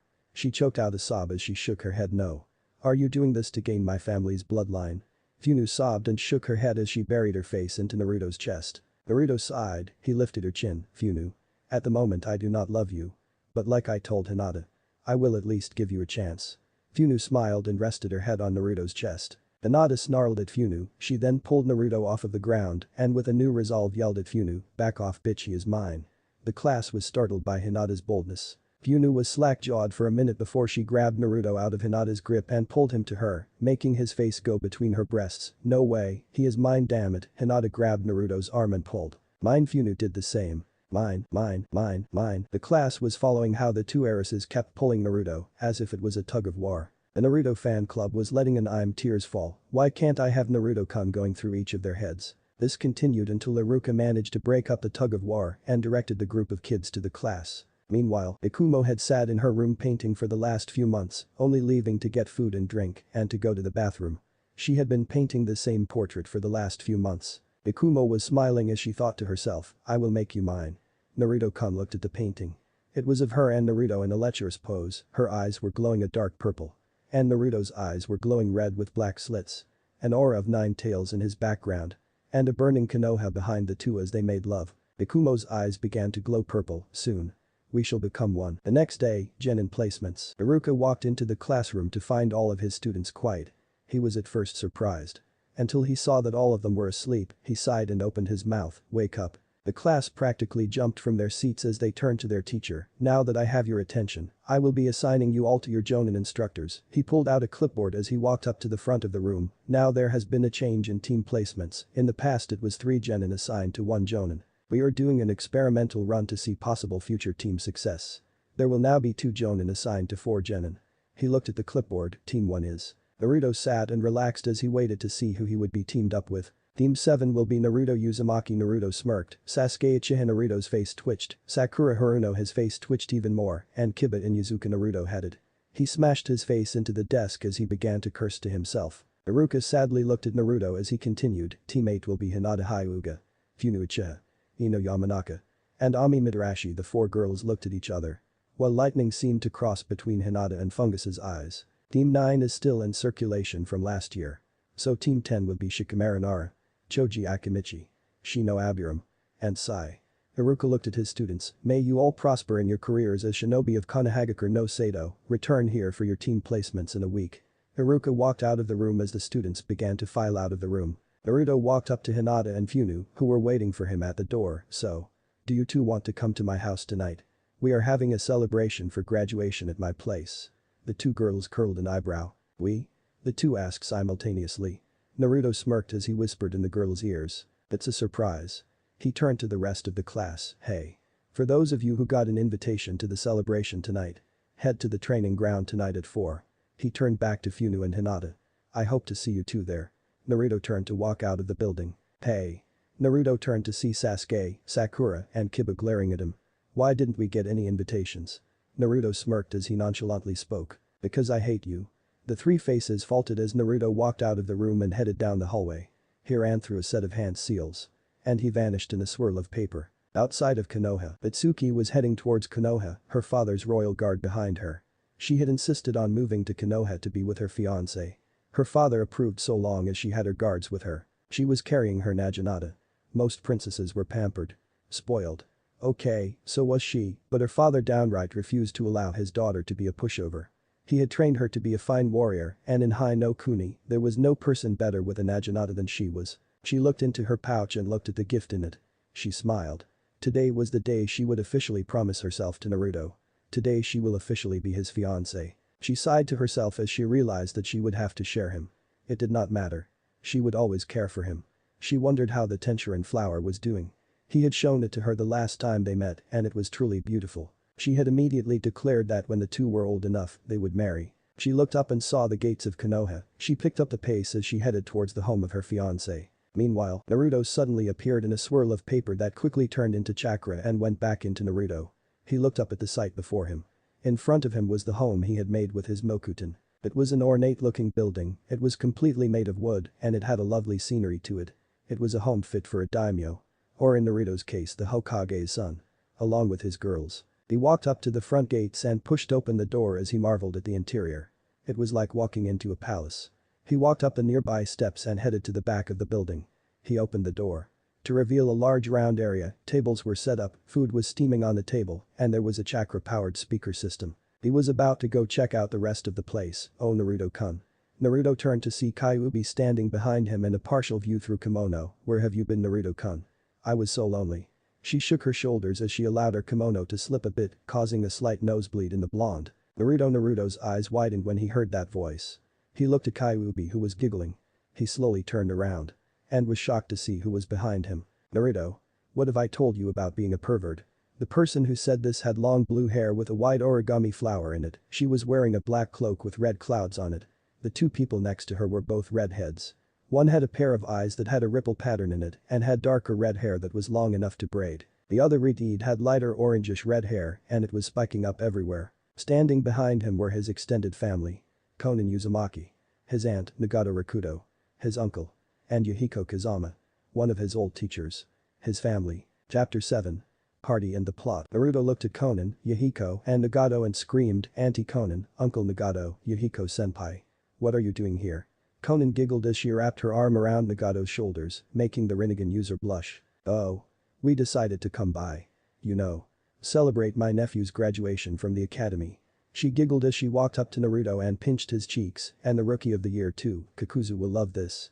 At the mention of Kakuzu Naruto's eyes widened. Kakuzu Jaisen is here. That is. Naruto looked like he was about to shout in glee when he shivered. Wait. If Kakuzu is here. Then that means. His eyes widened in horror. Before he could open his mouth to speak. All hail Jashin-sama. Naruto turned towards the direction he heard Haiden's voice from and screamed as he ran towards the voice. Damn it Haiden, no worshipping Jashin in my kitchen. Naruto ran down a hallway as Yuhiko's face palmed. Oh boy. Why did we bring them again? Konan pouted as she looked at her brother-in-law. Nagato and Yuhiko were half-brothers. Both had different mothers, but the same father. Nagato's mother was a descendant of the Rikado Sennin, while Yuhiko's mother was not. Oh come on, how many times do I have to explain this? Zetsu wanted to introduce Naruto to his daughter, Deidara wanted to see whose art was better, Kakuzu wanted to try to win his money back, Kisame wanted to see who was better, a sword fighter or a bow staff user, and Itachi wants to know how his brother is doing. Yuhiko sighed in defeat. He still could not figure out how Naruto, at 9 years old, was capable of beating a 90-year-old shinobi at poker. 10 games in a row. Yeah. Everyone turned to see Kakuzu standing at the side, looking at his wallet. Since that game I have not been able to concentrate on gambling. And have lost my entire life savings. He sighed as he turned around, I will never know how he does it. Even though the kid's got spunk, he may still think Sasori Dono's art is the best, but he sure as hell knows how to make a bang. Deidara walked out of the hallway carrying several sticks of Naruto's homemade dynamite. These things are awesome, and the best part, they require no chakra. Deidara was grinning like a madman as he looked around for something to blow up. Nagato looked at Deidara. Deidara? What did we say before we got here? Deidara looked down and grumbled. No blowing up Naruto's stuff. Unless he gives permission. Nagato smiled as he fished in his pockets. But boy. Having a granola, he threw the granola, which Deidara proceeded to catch and eat. Fish. You are cooking fish. Come on, Naruto. Why fish? Everyone was sweat dropping at Kisame. Oh god. Did no one send the memo not to cook fish? Everyone immediately found either the floor or the ceiling quite interesting. Conan face palmed as she grumbled to herself. Then again, we did not even tell him we were coming in the first place. Damn it, Hayden, I just cleaned this room up. Go practice Jashin in the cellar. Or outside. Anywhere but in the important rooms of the house. Naruto kicked open the kitchen door as he was carrying a bloody mop. I swear I questioned that man's sanity. He looked up. Okay, the kitchen is clean. Oh, and Kisame. What was that about fish? Everyone snickered as Kisame began to growl in anger. Let it go, Kisame. Everyone turned to see Itachi walking out of the bathroom. It's not like he knew we were coming. He pulled out a box of Pocky and began to munch down on it. Hey Itachi. How's it going? Oh, by the way, your brother is an ass, tried to kill me yesterday with a fucking fireball. Itachi sighed as he rubbed his temples. Why am I not surprised, he always did take after our father. But anyways, when is the party starting? Itachi asked with excitement. After all, parties meant sake. And Itachi loved his sake. It will be starting at around 4. So that means we have 3 hours until Naruto leaves. Before he shouted, and Zetsu. Stay the hell out of my damn wine cellar. Naruto walked down the hall as Zetsu appeared out of the wall. Damn it. How does that bastard do it? It would be nice to use for infiltration. Or to avoid so we can get his rare sake. That too. Everyone's sweat dropped. Only Zetsu would be able to have a conversation with himself and not be admitted to a mental ward. With Naruto was walking through the halls of his mansion. He had looked at all the portraits in it. There were portraits of many various scenes of his training, his senseis. He had a few senseis, but Sasori was definitely the sensei he admired most.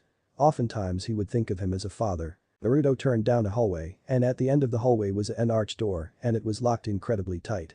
No one was getting in there unless they had the Mokuton, and no one without the Ranbanhata would be able to get out of the vault.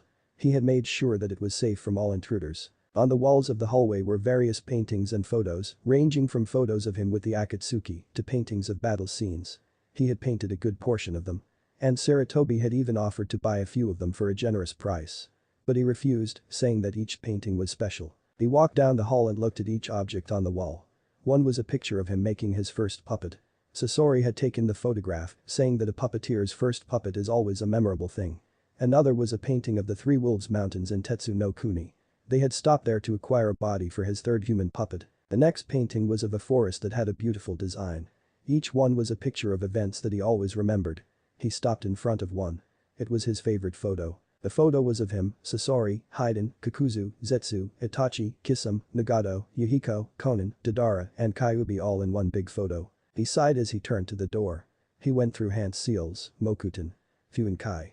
The wood in front of the door was instantly covered in dozens of seals that lit up for a moment before dimming back to black. Naruto walked up to the door and pushed it open and walked inside. The doors were then covered in sharp paper that would regenerate so long as there was an available source of wood. And luckily, there was a massive source. Beyond the doors was a room that he had made after he finished the house. It was a room where he kept every memento he had.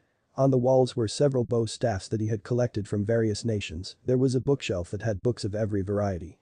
As well as a few special triggers if he moved certain books. Near the center of the room there was a beautiful tree with a smooth surface and had lovely crimson leaves with white flowers. There was also a table covered in various origami he had made over the years. He walked up to what looked to be a scroll rack and opened his cloak, revealing 13 scrolls. There were 7 black scrolls. And 6 white scrolls. Each one had a symbol on it. Naruto placed each scroll with their corresponding scroll holders based on the symbols on it. In the center was the black scroll with a red scorpion.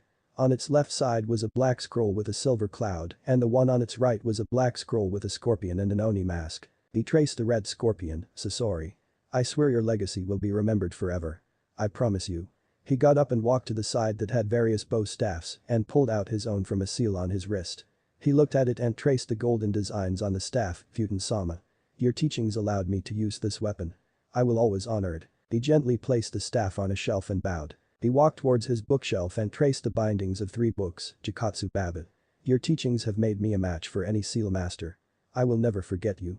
He gently bowed and sat in front of a small closet. He opened it to reveal a small altar with 3 pictures. One was of a red-haired man who looked no older than 20, another was of a white-haired man covered in wrinkles that had a creepy smile, but still a warm one. And the last one was of a black-haired man with scars across his face, gently smiling. Naruto bowed to the 3 photos, Sasori-sensei. Jikatsu Babbitt. Futen-sama. Before your ends you 3 made me who I am. I will not forget you 3. Nor will my future clan. I swear it. He happily smiled at the 3 photos, well. Time to party. He closed the doors and walked to his closet and looked inside, yeah. Time to party. He reached inside and grabbed its contents. 4 o'clock that night, Hinata, Funu, Yakumo, Mitsuki, Ino, Shikamaru, Choji, Shino, Ami, and a good portion of their classmates were all waiting in the training ground. They had gotten there according to what the invitation said. Now they were just waiting for Naruto. The 4 girls that wanted to claim Naruto were getting really edgy. Just as they were about to flip out, well. I see you all showed up. Everyone turned around to see Naruto in a tree. But everyone was shocked at his appearance. He was wearing a pair of brown cargo pants, a black muscle shirt, an armband around his left bicep, a pair of fingerless gloves, and a pair of shades. Mitsuki, Funu, Yakumo, and Hinata, along with the entire Naruto fan club, found him absolutely hot and were trying to keep themselves from jumping him. Oh, my freaking god. Look at those arms. Why the hell did he hide that? Was the thought running through the heads of all the girls. Naruto smiled, since you are all here. I think we can get this party started. Naruto sliced his thumb and ran through hand seals and then slammed his palm on the tree, reverse Kuchius. Compound. A massive puff of smoke washed over the entire group as a series of black lines covered the entire training ground. When the smoke finally cleared they were not in the training ground anymore. They were in a massive room with disco balls, lights, and a nearby snack bar. Naruto turned to the group, ladies and gentlemen. Let's get this party started. He snapped his fingers as the room was suddenly lit up with various lights and music began to play. Everyone screamed and began to run to places where they began to dance. Choji however slinked over to the snack bar. After an hour of partying Naruto jumped up on stage, alright everybody, we are now going to have the partner dance off. The best pair will receive the prize. Immediately the floors were held with several couples. Choji was still at the snack bar. When he suddenly felt someone tapping his shoulder. He turned and saw Ino giving him a devilish grin, hey. Wanna dance? Choji was not able to answer as Ino pulled him to the middle of the dance floor where she curled her finger in a come here motion. Naruto grinned at the 2 of his classmates and shouted, alright everybody. Introducing my friends. Akatsuki. Everyone cheered. Ever since Naruto explained the true motives of Akatsuki, the populace rather liked the group of S-rank criminals and they eventually became celebrated in Konoha. The stage was lit with fire as Zetsu, Deidara, Yahiko, and several instruments appeared on stage. Deidara was at the drums, Zetsu was at the guitar, and Yahiko was at the electric keyboard. Naruto jumped towards the microphone and spoke into it and for our first song. Please enjoy. Closer by Inoue Joe. Start playing 4th Shippuden opening. Ino grabbed Choji and began to forcibly make him dance with her. Choji eventually began to dance to the movements, making Ino smile a bit. Choji got into the movements and the 2 began to dominate the dance floor. At the very end of the song Choji lifted Ino and spun her around before he fell on his ass, Ino landing on his chest. Their lips crashed together. Everyone immediately stopped as they looked at the 2. Ino quickly got off of Choji who slowly pushed himself up and walked away, a forlorn expression on her face. Naruto saw the 2 and yelled out, hey, could someone take over for a minute? Kisame immediately came out and grabbed Mike and no heavy freaking metal Kisame. Kisame pouted and looked at the crowd. Our next song is Distance by Longshot Party. Start playing Distance by Longshot Party. Naruto walked up to Choji who grabbed a bottle of sake. Choji. I know we are old enough to drink. But don't you think you should enjoy the party? Choji looked down and then quickly downed the sake. How can I enjoy the party? Look at what I did, because I was so damn clumsy I made a fool out of Ino-chan.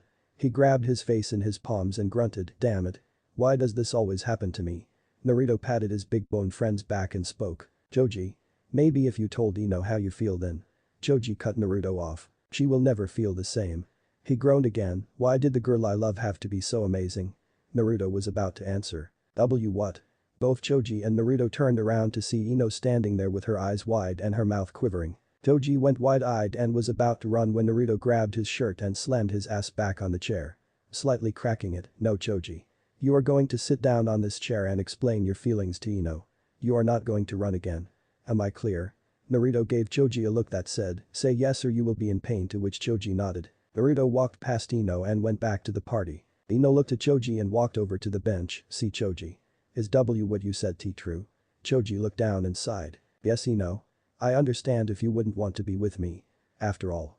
I am just a fat-assed excuse of Hoji did not get to finish as Ino stood and snapped at him. No. You are a sweet gentle guy that any girl should be honored to date. Choji looked surprised at Ino. He was not expecting her to say that. That was for sure. But Ino. Ino hugged Choji and spoke. Choji.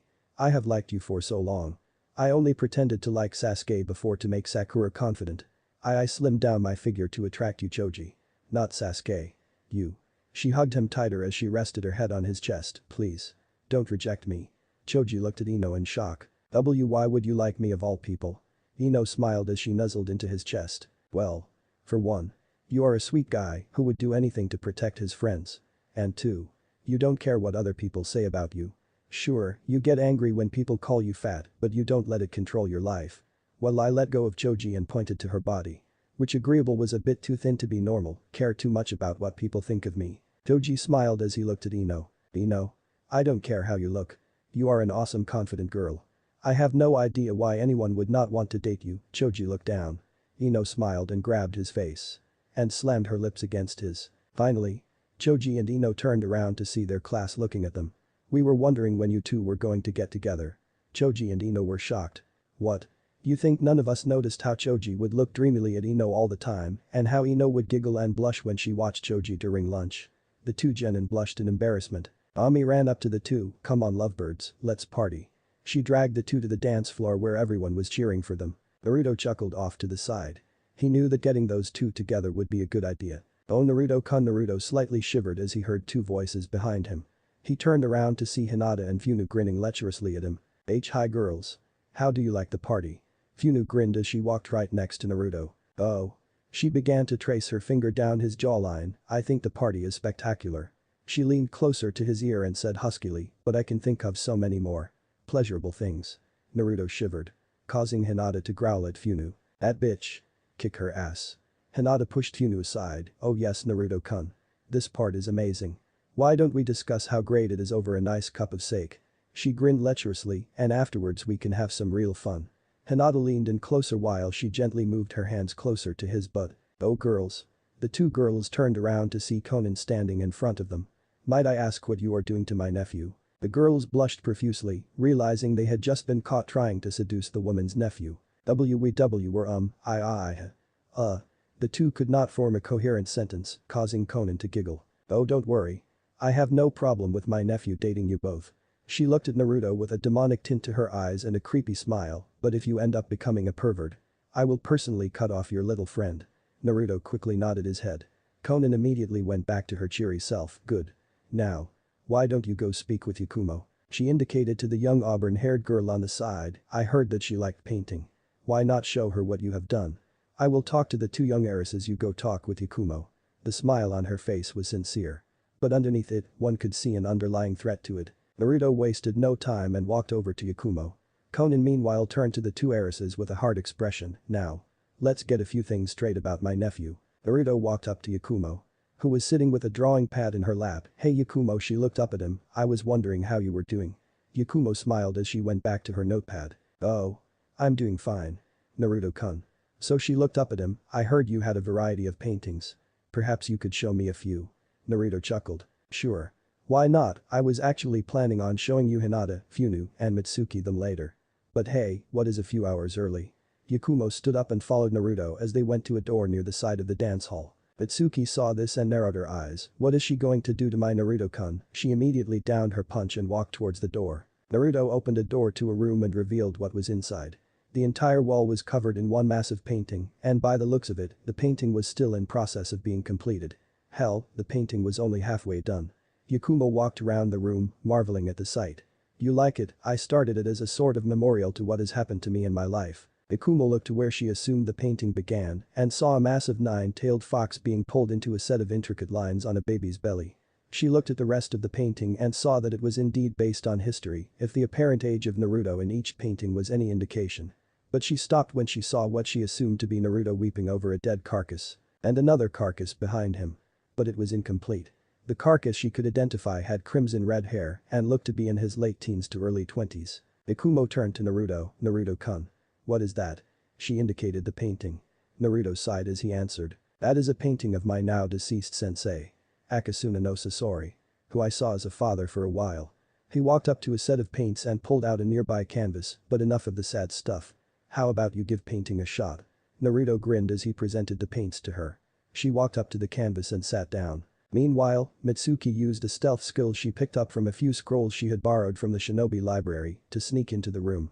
She watched as Yakumo began to paint. Yakumo did simple brush strokes and then began to make complex shades and hues. After a few minutes a very beautiful picture was being formed. It was vaguely like a picture of the Hokage Tower. But there were light tinges of red where there should not be. Naruto got a closer look.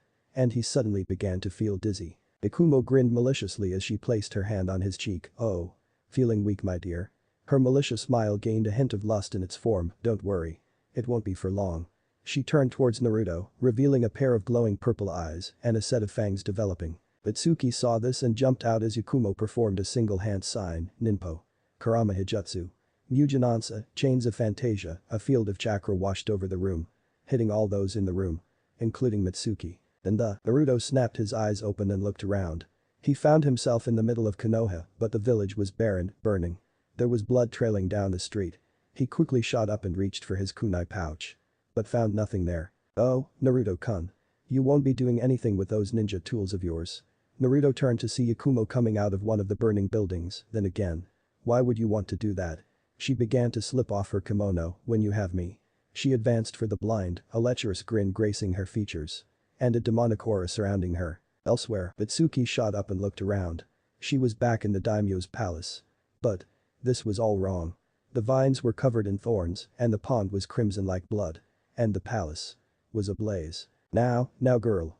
We can't have you interfering in our fun with our dear Naruto-kun. Mitsuki turned to see glowing purple eyes and a set of razor-sharp teeth in a nearby shadow. After all. Once he becomes ours. All this indicates the state of the palace, and more. She'll become a reality. Mwahahahaha. The eyes disappeared in the shadows as the ground beneath Mitsuki began to rot and blacken. Chapter 8.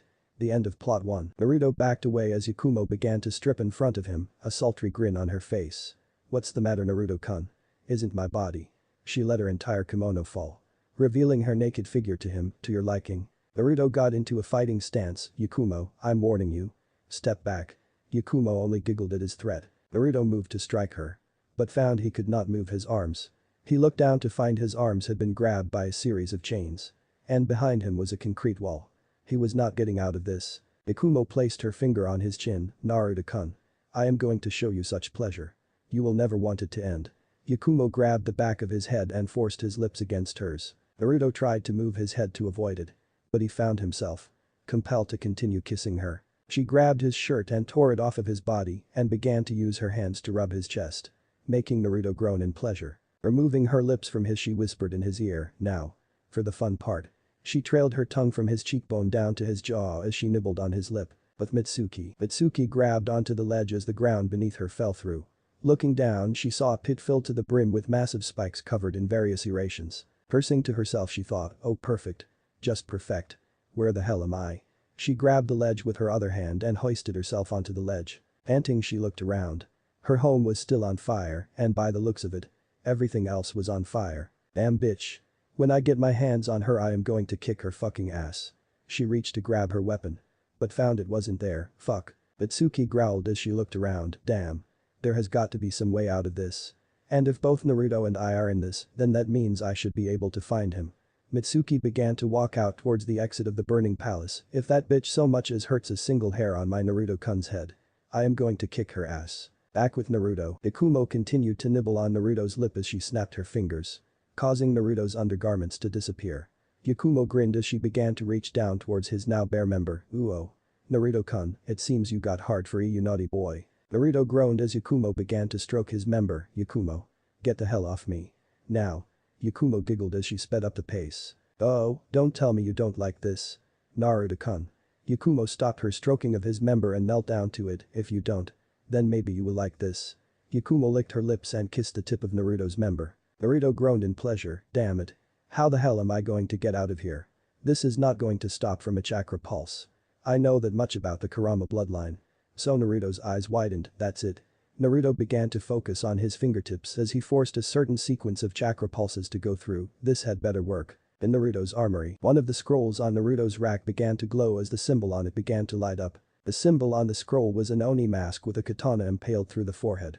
Suddenly the scroll jumped off of the rack and rolled out, revealing a series of seals before a puff of smoke engulfed the room. Once the smoke cleared, it revealed a humanoid figure with heavy double-plated armor. It was also wearing a helmet with two curved horns on it, giving it the appearance of a demon. It also had a large fur coat that went back its ankles. The figure stood to reveal it was wearing a face mask very similar to an aim breather. On its sides were 4 black katanas still sheathed. If one looked closely, they could see a symbol of Tetsu no Kuni. This was Naruto's third human puppet. Hattori. Hattori stood stock still until a blue seal glowed on the back of its neck and the glow continued down the entire length of the Hitakigutsu body. Suddenly the puppet looked at its hands and then snapped its fingers. A metallic voice very similar to Naruto's came out of the mask. "Alright. Now, time to get to the boss." The puppet ran out of the room. While the seal on its neck began to disintegrate. Meanwhile, at the party, the academy graduates were all enjoying the songs being played on the stereo. While all the Akatsuki members continued to dance on the floor. Madara was breakdancing while Kisame was headbanging to the songs. Zetsu was off to the side enjoying some punch and shrimp with a few of the genin hopefuls. Haiden was doing an air guitar on the snack table while yelling, "Rock on for Jashin-sama." Kakuzu was sitting in a chair, slumped over from drinking a case of sake. Konan was dancing with Nagato as Yahiko sat down. Itachi, however, was sitting in a corner. At first glance, nobody would think it was Itachi for one very important reason. He was hanged as an entirely different person. He had long blonde hair that was tied back into a ponytail, his eyes were jade green, and his clothes consisted of a tracksuit with an open red vest, along with a pair of combat boots. The Akatsuki may now be well liked in Konoha, but Itachi was still considered a missing nin. Itachi sighed as he thought to himself, why the hell can't Sandaime-sama just tell everyone what happened with the Uchiha clan? I want to walk in my home village again. Maybe get a date as myself for once. And not one of those stupid fangirls. Erg. Itachi was about to get up and get a drink. When he felt a sudden influx of chakra. He looked around to see which direction the chakra was coming from. It was coming from the other side of the house. And by the chakra's movements and the feel. It was moving somewhere else. What confused him was the fact that it felt like Naruto's. But for some reason, it seemed to steadily be growing weaker, odd. Naruto's chakra usually either stays the same size or grows larger. Even with high ranking it is hard for him to lose any chakra. Back in the Genjutsu, Naruto groaned as he thought to himself, Hattori had better get here soon. Ikumo was now sucking on his member after she had removed all of his lower clothing. She released his member with a resounding pop before she looked at Naruto with lust. Now. For the main course. She twirled her fingers as the branches holding Naruto forced Naruto onto his back. Ikumo licked her lips as she climbed up on top of him. Don't worry about Naruto-kun. This is going to feel really good. She looked back towards his stiff member and positioned her entrance in front of it. She began to slowly bring herself down as she gently spread the folds of her lower lips. Oh. Yes. Either Yakumo was a masochist or she was actually feeling pleasure. She finally simply let Naruto's dick slide inside her. Ahhh, she panted as she began to rock back and forth. Oh yes, she grasped her hair as she yelled. Oh yes. Ooh fuck him Naruto. Yes. Naruto was trying as hard as he could to avoid being released.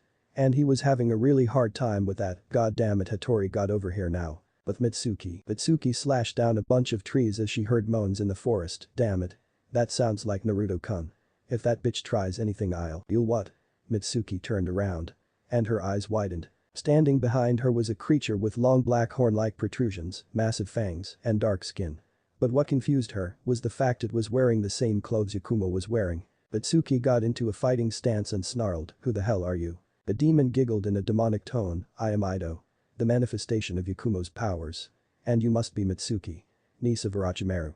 Mitsuki's eyes widened when Ido said who she was. How do you know that? Ido scoffed as it looked at Mitsuki, "Oh please.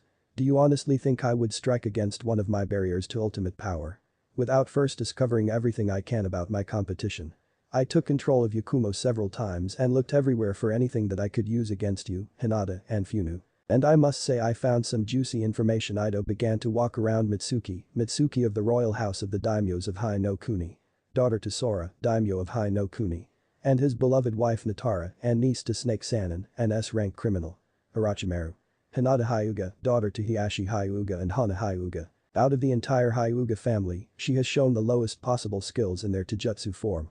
And of course. Funu Uchiha, the last living descendant of Madara Uchiha. I know everything on record about you three. Ido began to chuckle as it looked at Mitsuki, who began to smirk. On record, huh? Well, I got news for you. Mitsuki placed her hands together in front of her as her eyes turned even more snake-like than before. Not even a fourth of my abilities are on record. Mitsuki went into a stance and covered her right eye as she stared at Ido with her left.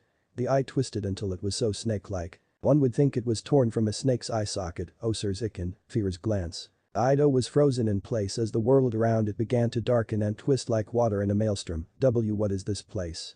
Mitsuki walked towards Ido, her hands still covering her right eye. This is sort of like a bloodline in my family. Our left eyes allow us to concentrate so much on killing intent onto a person that it can make one feel as if they are an A. But the amazing thing is, it is pure killing intent. When the illusion starts, it will not stop until the person's mind shuts down from fear, they die. Or somehow escape. Even after they escape, it will take several minutes for the effects to wear off. Mitsuki wrapped her free hand around Ido's neck. This technique is why our family was called the Glaring Snakes. Now die. Mitsuki tightened the grip on Ido's throat. Snap. Until the demonic spirit vanished. Mitsuki sighed. Damn. That was a close call. That's it, you little bitch.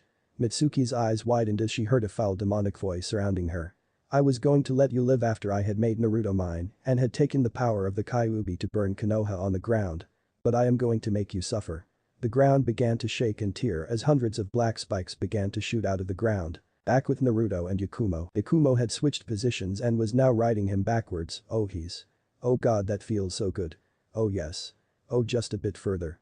And you are mine. Naruto groaned as he felt a bit of the coom he had been holding and slip out. No way.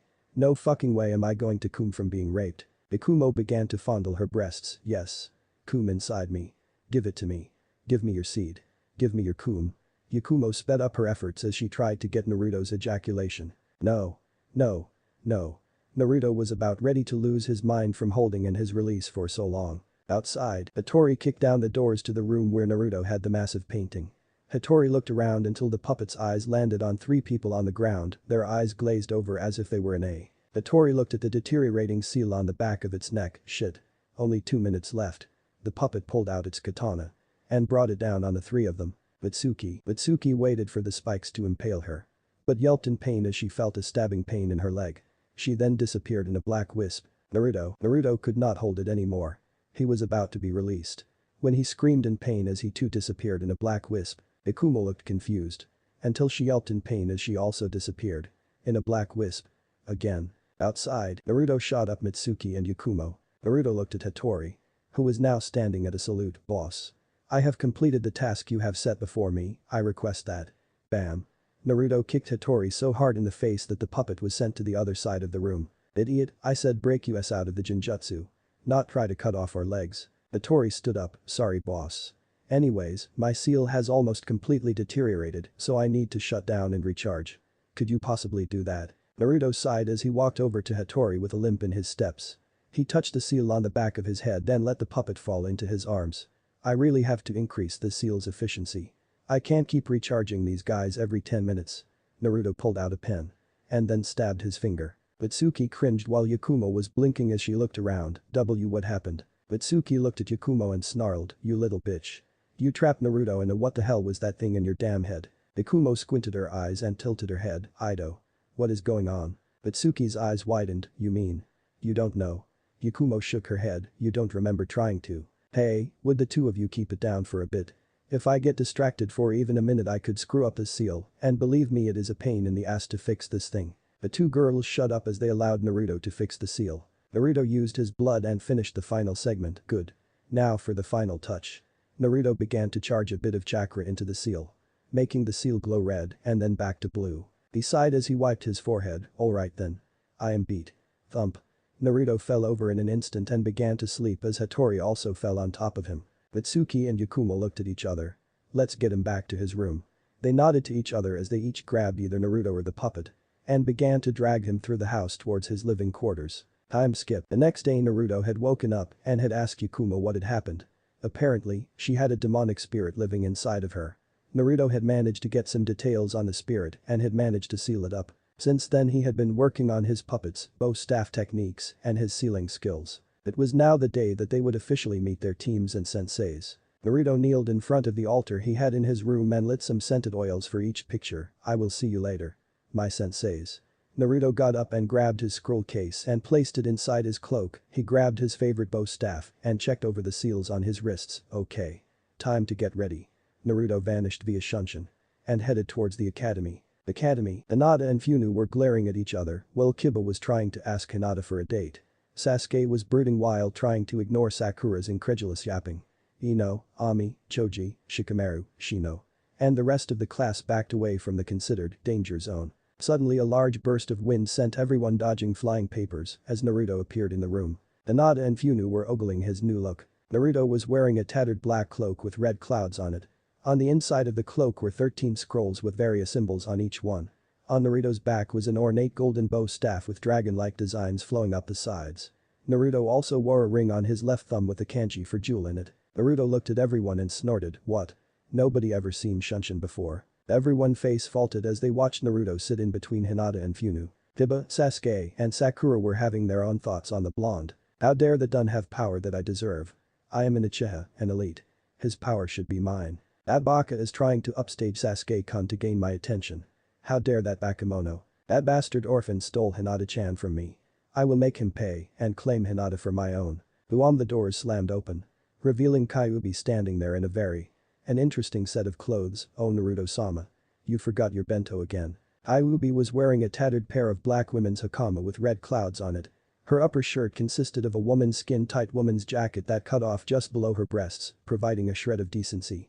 On her left pinky finger she wore a ring with the kanji for void. Sasuke looked at Kyuubi, she is perfect.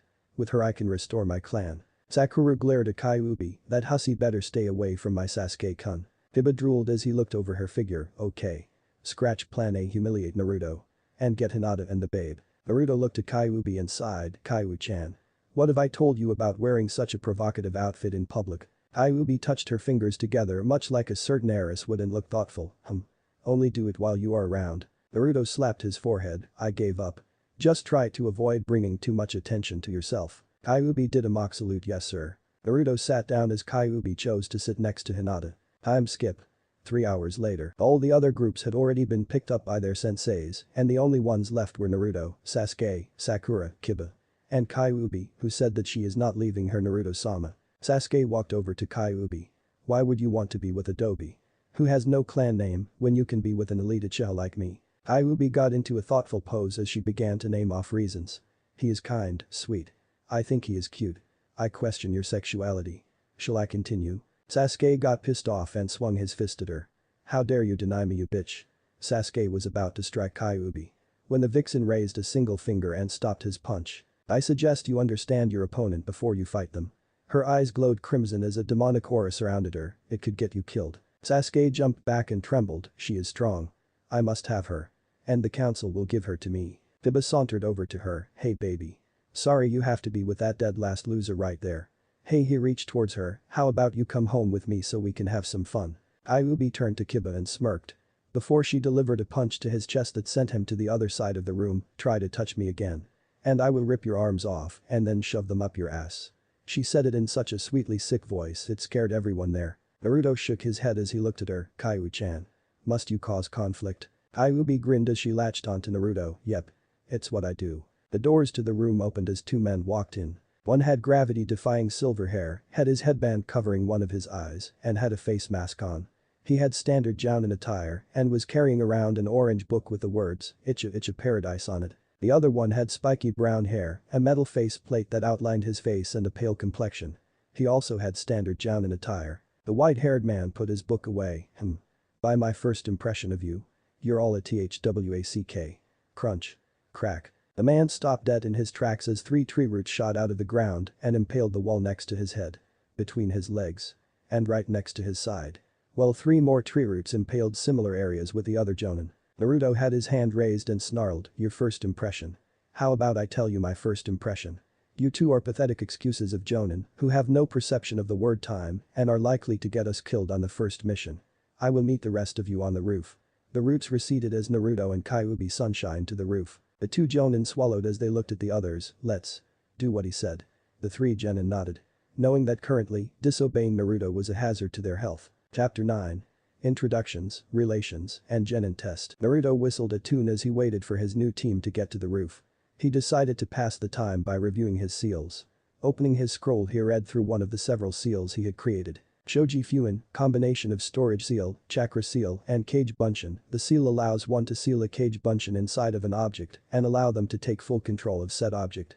Works best in conjunction with battle puppets. Naruto had developed the seal because his puppet skills were limited in their usage due to his lack of proper chakra control, and the seal allowed his cage bunshin to use a full range of motion inside the puppets, making them extremely dangerous. Naruto continued reading, but began to twitch as he felt something soft and squishy press against the back of his head. Kyuubi. What are you doing? Kyuubi grinned and jumped. Yay, Naruto-sama knew it was me. Naruto sighed as he looked at Kyuubi. You are the only person I know who will do something like that. Kyuubi pouted as she sat next to Naruto. You are no fun, Naruto-sama. Naruto sighed at Kyuubi's attitude. Oh, there you two are. Naruto looked up to see the white-haired Jonin, the black-haired Jonin, and his three teammates walk out of the building.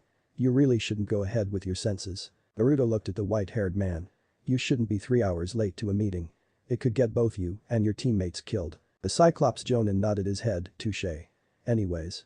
He sat down on a ledge. How about we introduce ourselves? Sakura looked at the white-haired Jonin. Up.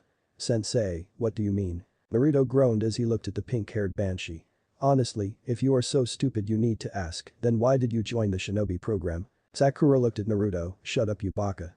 She swung her fist and was about to punch Naruto when he grabbed her by the wrist. Last I checked, the assault of a fellow shinobi is treason. Sakura glared at Naruto and pulled back her fist, sitting down with a noticeable HMPH. Kakashi gave them an eye smile. Okay, I guess I will go first. I'm Kakashi Haddock. Things I like and things I hate. I don't feel like telling you that. My dreams for the future. Never really thought about it. As for my hobbies. I have lots of hobbies.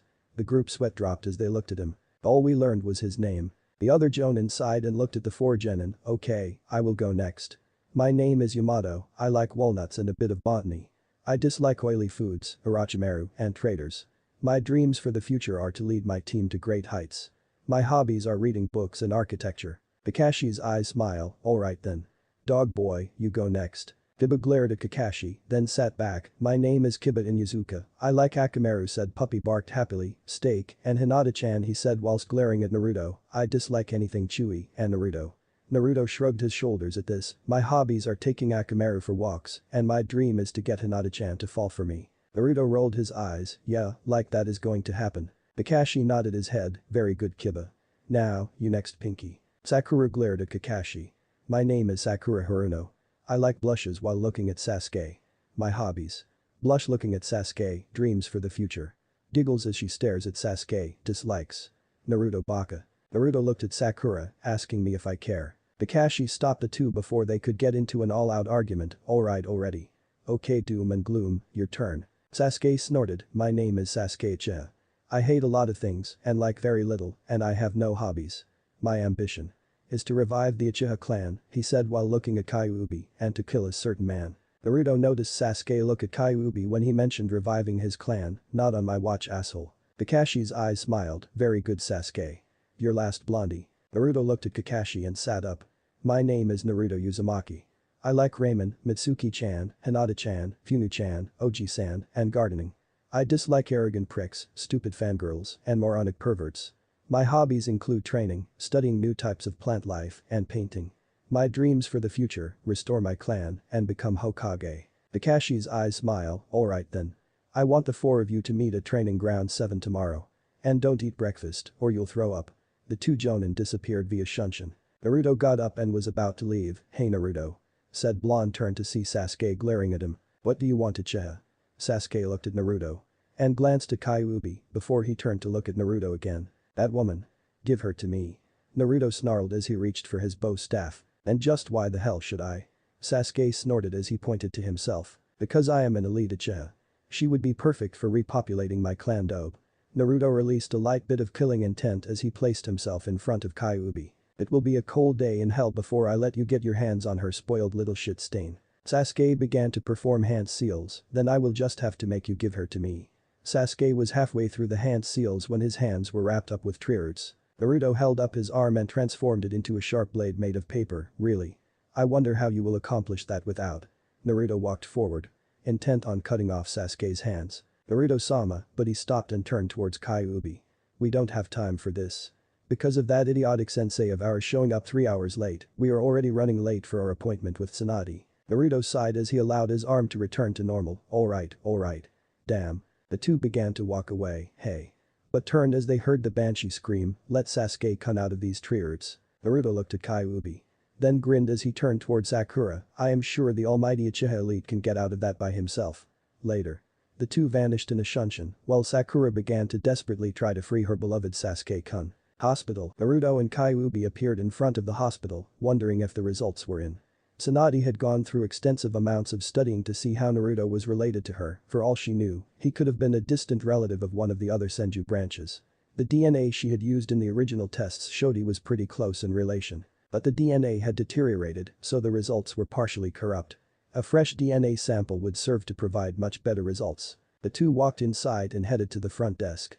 Hello, the receptionist looked and saw Naruto and Kyuubi looking at her. We are here for an appointment with Tsunade-sama. The woman looked at the clipboard and scanned its contents. She is in room 231. Go down the hall, up the stairs, and take a right. It should be on the left-hand side. Naruto and Kyuubi bowed, thank you miss. Come on. Naruto and Kyuubi walked towards the place she had indicated, while a certain Sannin was going nuts. But Tsunade kept staring at the documents before her. She just could not believe it, she just couldn't fucking believe it. How could she have blind to something like this for so long? Laying before her were hers, Nawaki's, and several other birth certificates, including Naruto and Minato.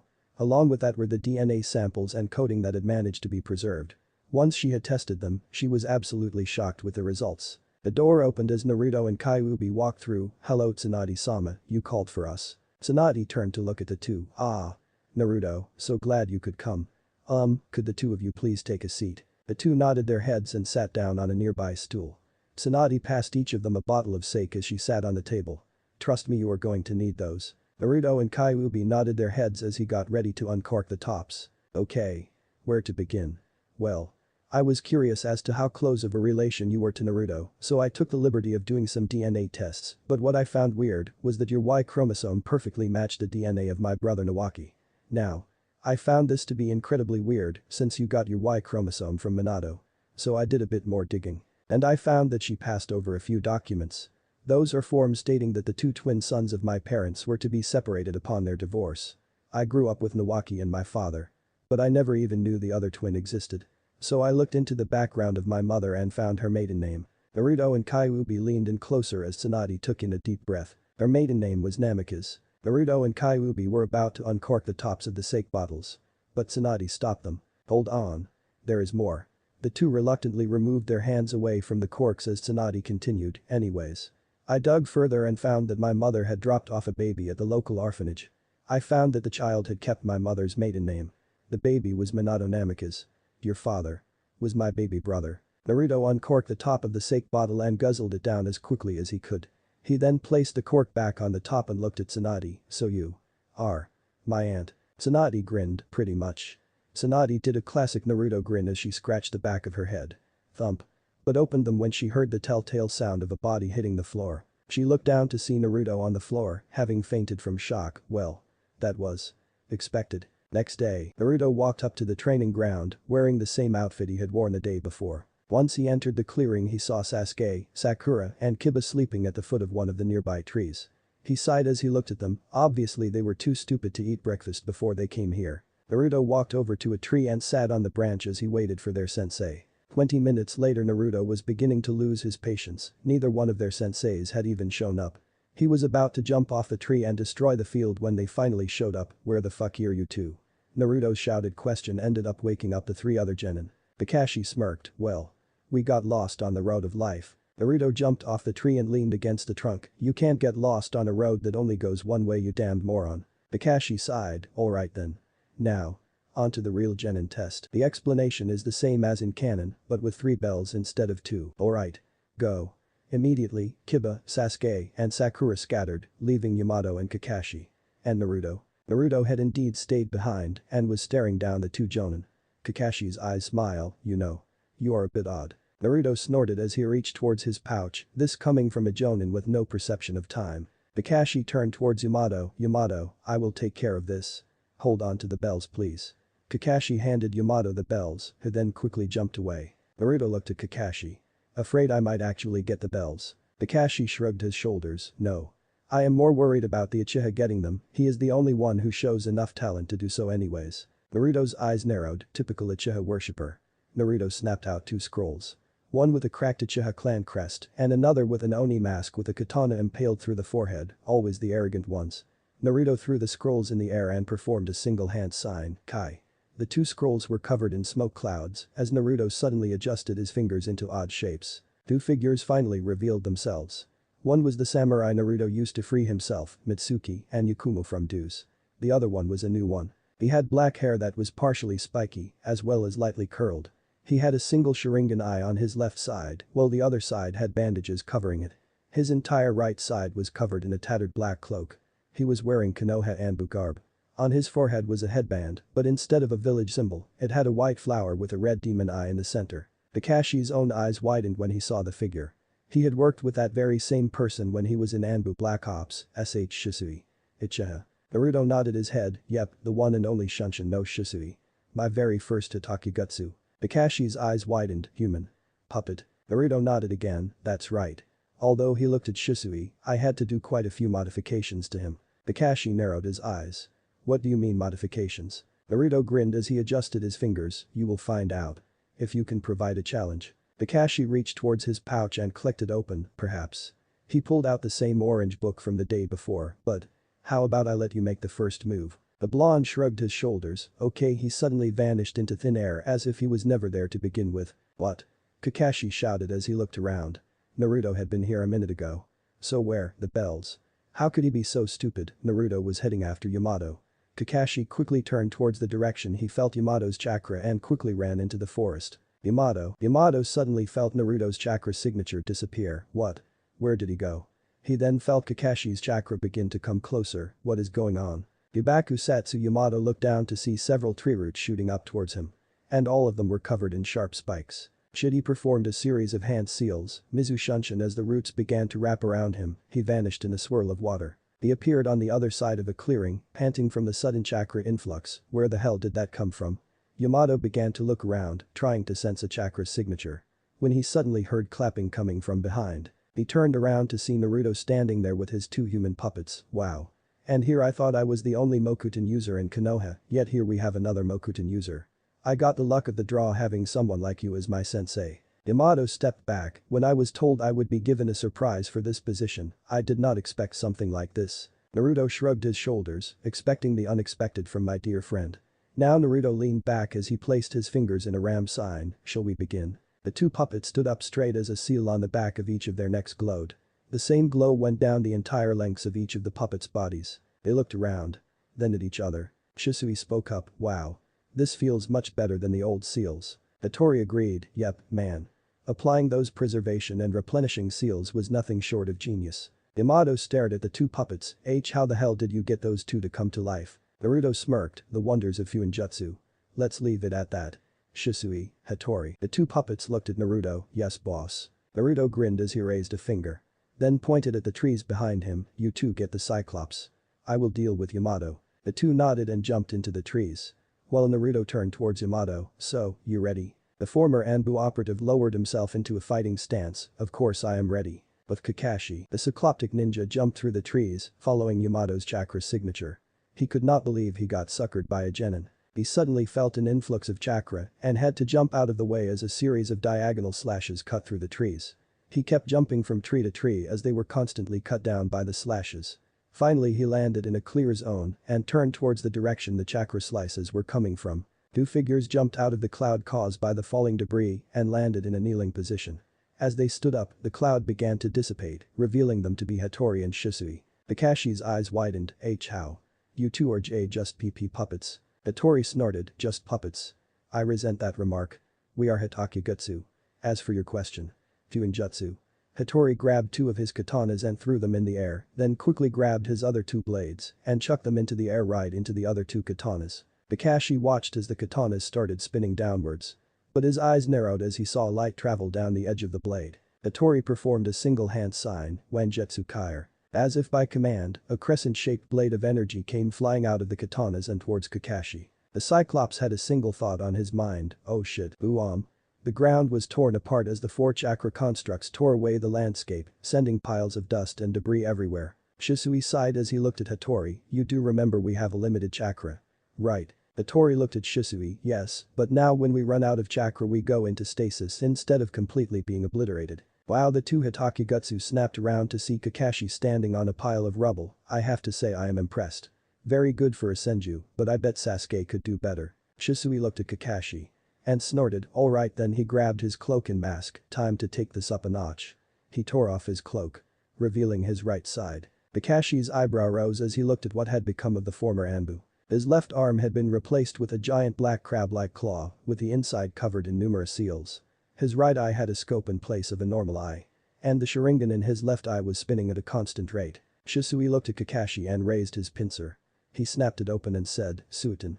Ashi Taihu, a blast came right out of the pincer and headed towards Kakashi. They said Jonin jumped out of the way and watched as the blast tore through the trees. And noticed a light mist, highly pressurized water. He turned towards the two human puppets, looks like they have some specialties. Hattori grabbed his katana and looked at Kakashi. Are you ready for Haddock? Kakashi lowered himself into a taijutsu stance, I am not a Jonin for nothing you know. Hattori tightened his stance, alright then. Hattori charged at Kakashi as Shisui fired off more pressure blasts. Chapter 10. Final Test and Reunions. Kakashi dodged out of the way of Shisui's pressure blasts and jumped out of the way of Hattori's slashes. The samurai spun on his heel and sent a horizontal slash at Kakashi. The Cyclops Jonin flipped backwards in time to avoid the slash and spun on his palm, sending a heel kick at the human puppet. Hattori raised his swords across him and blocked the incoming strikes, then slashed at Kakashi again, this time with a chakra-infused slash. The Jonin jumped out of the way in time to avoid being cut to ribbons and attempted to counterattack. Suiton. Rensei Kadu. Kakashi snapped his head around and saw a spiral drill of water shoot out of Shisui's claw. The drill spun faster and faster, sending wisps of water out as it tore through the air. Kakashi quickly ran through hand seals and shouted, Tsuruiden no Jutsu.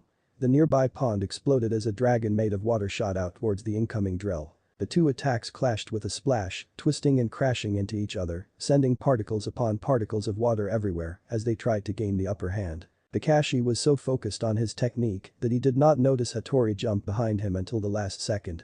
He dove out of the way and released his, allowing the drill to gain the upper hand and crash into Kakashi's path. He crossed his arms across his chest and managed to avoid the flying rocks and stone. Hattori landed next to Shisui and sheathed his blades, ready Shisui. Shisui turned towards Hattori and nodded, ready Hattori. Hattori grinned as he reached into a pouch on his side and took out an odd-looking object. It had two hollow parts that were in the shape of the hilt of each of his blades, and it had a chain attached at the bottom. There were also what appeared to be polarized attraction seals placed on its sides. Hattori slipped them onto the two katanas on his right side. There was a clicking sound just before Hattori pulled out his two katanas.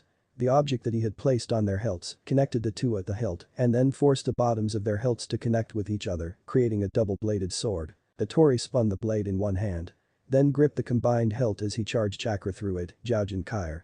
The chakra shaped around the sword as he swung it, sending a barrage of crescent-shaped chakra slashes at Kakashi. Shisui held up his claw and forced it to widen at 180.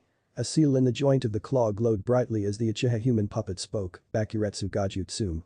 An explosion of water erupted from the claw and formed into a larger version of said claw. Shisui jumped to Kakashi and raised the claw back before he shot it towards Jonin. Kakashi reacted quickly and performed hand signs, Doten. Iwakabe, a wall of stone erected itself and stopped the incoming strikes. The resulting explosion caused by the blocked attacks created a cloud cover that blocked out all vision in the area. Hattori and Shisui got ready for a counterattack, unaware of the shadowy figure behind them. Naruto vs Yamato. Naruto and Yamato charged at each other as wood shot from the ground around them. Yamato created a spear out of wood while Naruto pulled out his own bow staff and rode on one of the roots that were heading towards Yamato. The two clashed weapons, making Yamato's staff split from the sheer force behind Naruto's staff. Yamato looked at the staff and turned towards Naruto, nice staff. Where did you get it? Naruto smirked as he applied more pressure, making Yamato's staff snap in two. He swung the ornate staff at his fellow Mokuton user, making him jump back. Yamato landed on the ground and forced another wooden staff to grow. Naruto spun his staff around, I got this staff from my sensei. Yamato raised an eyebrow as he scratched his head. I was unaware that Akasuna no Sasori knew how to perform Bijutsu. Naruto grinned. Before he suddenly vanished. Yamato spun around and blocked a strike from Naruto, who was chuckling lightly, whoever said I got it from Sasori sensei. He kicked Yamato in the chest, making the wood using Anbu operative cringe as he blocked another strike from Naruto. Naruto suddenly jumped into the air and threw 3 kunai at Yamato, who ducked out of the way, making them fly into the trees. Naruto grinned as he sealed up his staff, perfect. He ran through hand seals and shouted, Mokuten. Dajirin no Jutsu. Naruto punched his arm forward, sending thick spiked roots at Yamato from his arm. Yamato leapt out of the way and ran through hand seals, Mokuten. Mikujaheki. Pillars of wood shot out of the ground and formed a dome around Yamato, blocking the incoming wood spikes. Naruto frowned and then grinned as he performed a hand sign with his free hand, origami no Kajiri. The spiked roots quickly split apart into paper and formed into several whirring buzzsaws and then sliced into the wooden wall created by the former Anbu member. Yamato saw the wood begin to split and opened up a port behind him in his wooden wall and got out just as the saw blades completely cut through. Naruto saw Yamato get out of the dome and was about to attack him. When he suddenly froze and his eyes widened. He then sighed in annoyance and sat with his legs crossed, grumbling about idiotic teammates and their stupid egos. Yamato saw Naruto's condition, aren't you going to attack me? Naruto sighed and scratched the back of his head. Why bother, even if I do I would have failed this test because my damn teammates aren't willing to work together. Yamato raised an eyebrow, how do you know that? Naruto stood up, you know those 3 kunai I threw at you? Yamato nodded his head. Those were actually transformed clones that I sent to get the 3 stooges to work with me. But apparently those 3 don't want to work together. Yamato raised an eyebrow, how do you know that? Naruto chuckled, Kage Bunshin was originally created to be a reconnaissance ninjutsu, if one dispels, then I get all the information that the clone originally had. I sent 3 clones to try and get the 3 of them. I can tell you exactly what they said.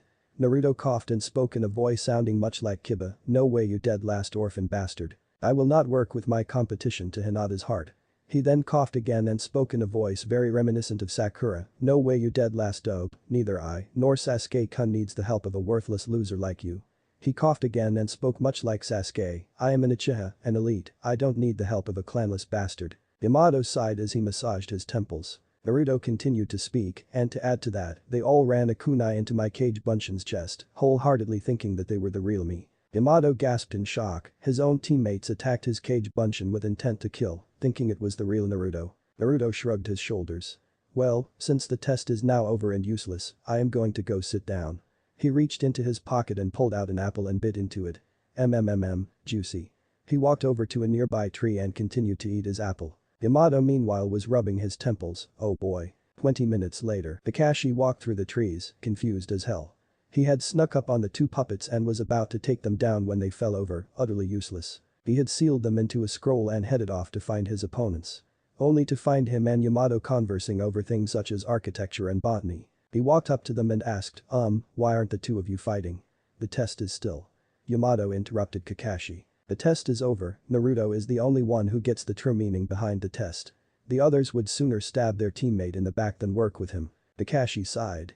He hoped the last Uchiha would be smarter than this, he knew Kiba and Sakura were not smart enough to get it, but he expected the last Uchiha of all people to get it. He shrugged his shoulders and thought to himself, well, I am sure once we begin training him he will understand. 5 minutes later, Kiba, Sasuke, and Sakura were tied to the logs, while Naruto was arguing with Kakashi about his human puppets. Kakashi wanted to hand them over to Sasuke, thinking he would have more use for them, but Naruto told him that the 2 puppets were created by him and that he made certain that nobody else could use them except for him. Kakashi eventually relented and gave Naruto the scrolls, saying that if the Uchiha could not use them, then they were useless. Naruto tucked them away, but made certain to keep a close eye on Kakashi. Kakashi turned towards the group, alright, I have good news and bad news. The good news is that none of you will be sent back to the academy. The 3 tied-up genin cheered, but Naruto narrowed his eyes. The bad news is that all of you will be dropped from the shinobi program. What? All 4 of the genin shouted, with Naruto leaking killing intent. The blonde genin stepped forward and snapped at Kakashi. What the hell is there in dropping us from the shinobi program, you ass? Kakashi glared at Naruto, because none of you deserve it, not one of you could get the true meaning behind the test. Naruto snarled at Kakashi and shouted. None? Dumbass, I figured it out in the first few seconds, we had to work together as a team, why the hell do you think I sent those damn Kage Bunshin after those 3 to get them to help? Kakashi snorted, if the Uchiha could not figure it out, I doubt a dead last orphan could. Yamato stared at Kakashi in shock. This was not the man who he admired for so long. Naruto rolled his eyes and walked over to the 3 genin and reached into their pouch and pulled out a single kunai each. He tossed them towards Yamato who caught them, checking them for traces of my chakra. Yamato did as such and found that all three kunai had Naruto's chakra covering the entire blade. He looked at the three genin and gave them a haunting look, scaring them half to death. You three attacked Naruto without provocation with intent to kill. Sakura snapped, it was just a cage bunshin. Yamato glared at her and snapped. But you didn't know it was a cage bunshin until after you stabbed it, am I correct? Sakura opened her mouth to retort. Only to look down. Kakashi sighed, very well, I will give all of you a second chance. Naruto, you are allowed to eat. But do give them any of the bento. Kakashi and Yamato vanished, leaving Naruto with the three bentos. Naruto flicked his wrist and three bushes appeared in front of them. A sharp branch cut the ropes and he spoke, eat, you three need to keep your strength up. Fibble looked at Naruto with confusion, but Sensei said. Naruto cut him off before he could finish. Kakashi said that I wasn't allowed to feed you anything from the bento, he said nothing about growing a bush with food on it. Now eat. Sakura fed and said with disdain dripping from her voice, I don't need a dead lass to feed me uprf. Naruto grabbed a pear that he had grown and shoved it, large end first, into her mouth. Naruto shook his head, man, do you always complain? Naruto sat down and opened the bento. And he quickly pushed it to the side and grabbed an apple off of the bush in front of Kiba. Kiba frowned and whined, hey, that's mine. Naruto finished the apple and threw the core at Kiba. I grew it. It's mine. He took a pear from Sakura's bush and dealt with it. What did I just tell you for? Kakashi suddenly appeared in front of them and shouted. Naruto, unfazed by the killing intent answered, feeding my teammates, you didn't say a damn thing about not feeding them, you only said don't give them anything from the bento. Kakashi looked at Naruto, is that your excuse? Naruto bit into a peach he had grown on Sasuke's bush, pretty much. He tossed a pear at Kakashi. There you go. Kakashi caught the pear. And gave them an eye smile, then. You all pass. Same speech as in canon, minus Naruto shouting how he will be on the memorial stone. Naruto stood up and brushed himself off, well. If anybody needs me, I will be at my house. Asked Tsunade Oba sent for directions. Kakashi waved his hand. Then I noticed the uneaten bento. Hey Naruto, why didn't you eat the bento? I made it myself. Naruto sighed and walked over to the bento. He then walked over to Kakashi, because. Your food sucks. He opened it to reveal what looked like pre-chewed dog food and raw fish eggs and. Was that a tendril, a pile of junk that looks like it was pulled out of a toiletry system, does not count as food, who taught you how to cook? Kakashi scratched the back of his head, I kind of don't know how to cook. Naruto slapped his face, if this is my sensei. We are doomed. 2 weeks later, Naruto was gritting his teeth as he walked into the mission hall with Tora, the demon cat in a cage he made from his Mokuton abilities. And inside the room was Daimyo's wife. As soon as she saw Tora, she shouted, oh, my Tora-chan. She ran over and opened the cage before she scooped the cat in her arms. Oh mommy missed you so much. She began to squeeze the cat extremely tightly before she paid for the mission and left. Tsunade sighed and looked at the mission scrolls, okay, so for D-rank missions, we have to clean out the gutters, walking the Inizuka dogs. Tora. Tsunade cringed as she heard Daimyo's wife scream. Or you could. Crash. She looked up to see a large hole in the wall surrounded by tree roots and heard Naruto shouting out things that would make a sailor blush. 10 minutes later, Naruto came walking through the hole in the wall with Tora in one hand and the daimyo's wife being led into the room by the other. He turned towards the daimyo's wife and pointed to the cat, this is how you pet a cat. He gently set the cat up in a position that allowed it to be comfortable and began to gently stroke its fur, what you were doing was pushing it closer to its last remaining life. He placed the cat in the woman's arms, you try. The daimyo's wife gently petted the cat, which purred as it nuzzled into her chest. The woman smiled and skipped out the room. Naruto turned towards the others in the room. Who were staring at him in shock, what if I had to catch that damn cat one more time I was going to feed it to a rhinoceros beetle. Tsunade lightly chuckled, alright then. Well for D ranks we have. Naruto cut her off. With all due respect Tsunade-sama, I think we have done enough D ranks to qualify for a C rank. Iruka stood up, Naruto, your team is not ready for a C rank yet and you need to have.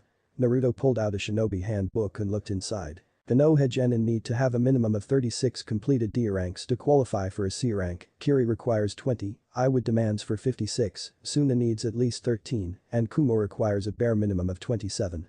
He closed the book, thanks to my cage bunshin we have managed to complete 42 D ranks, and each of us have skills that are supplementary for at least a C rank. He snapped the book shut, I fail to see how we are not qualified for a C rank. Iruka wanted to retort.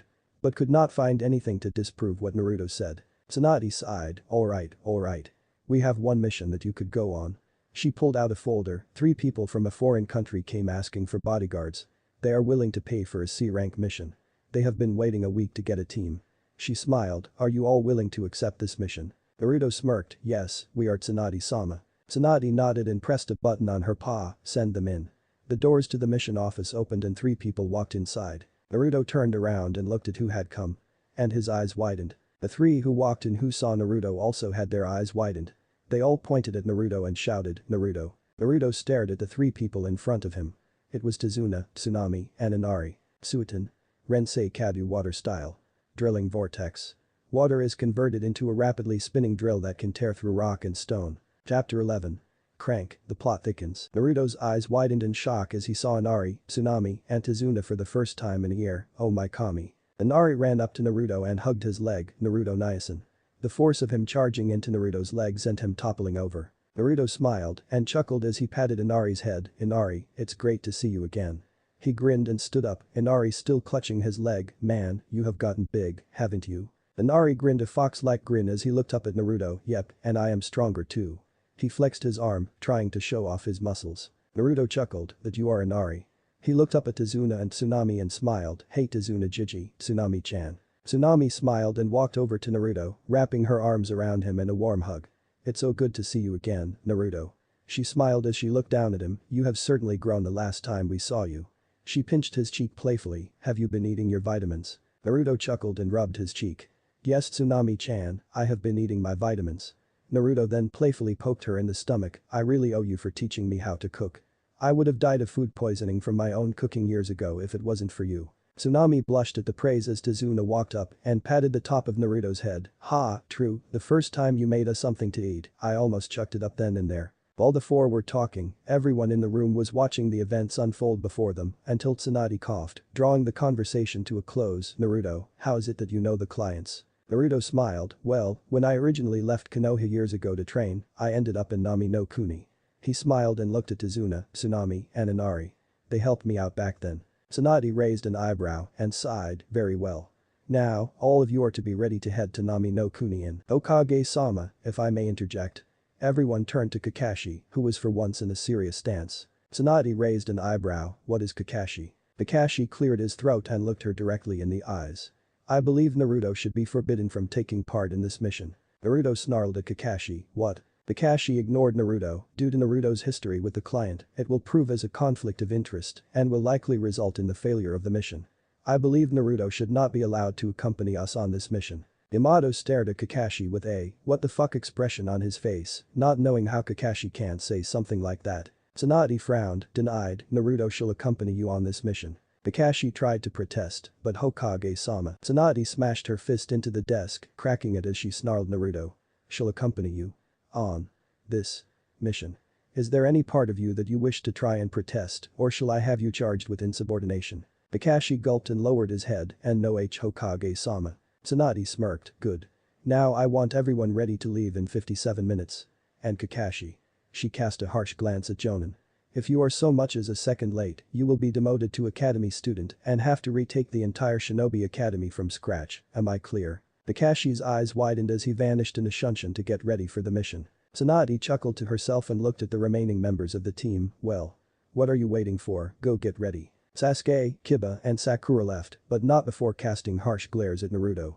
Yamato stayed behind as Naruto turned back to Tazuna, Tsunami, and Inari, so, this question has been bugging me, but how is Kaiza doing? Tsunami, Tazuna, and Inari flinched. But surprisingly hit it well.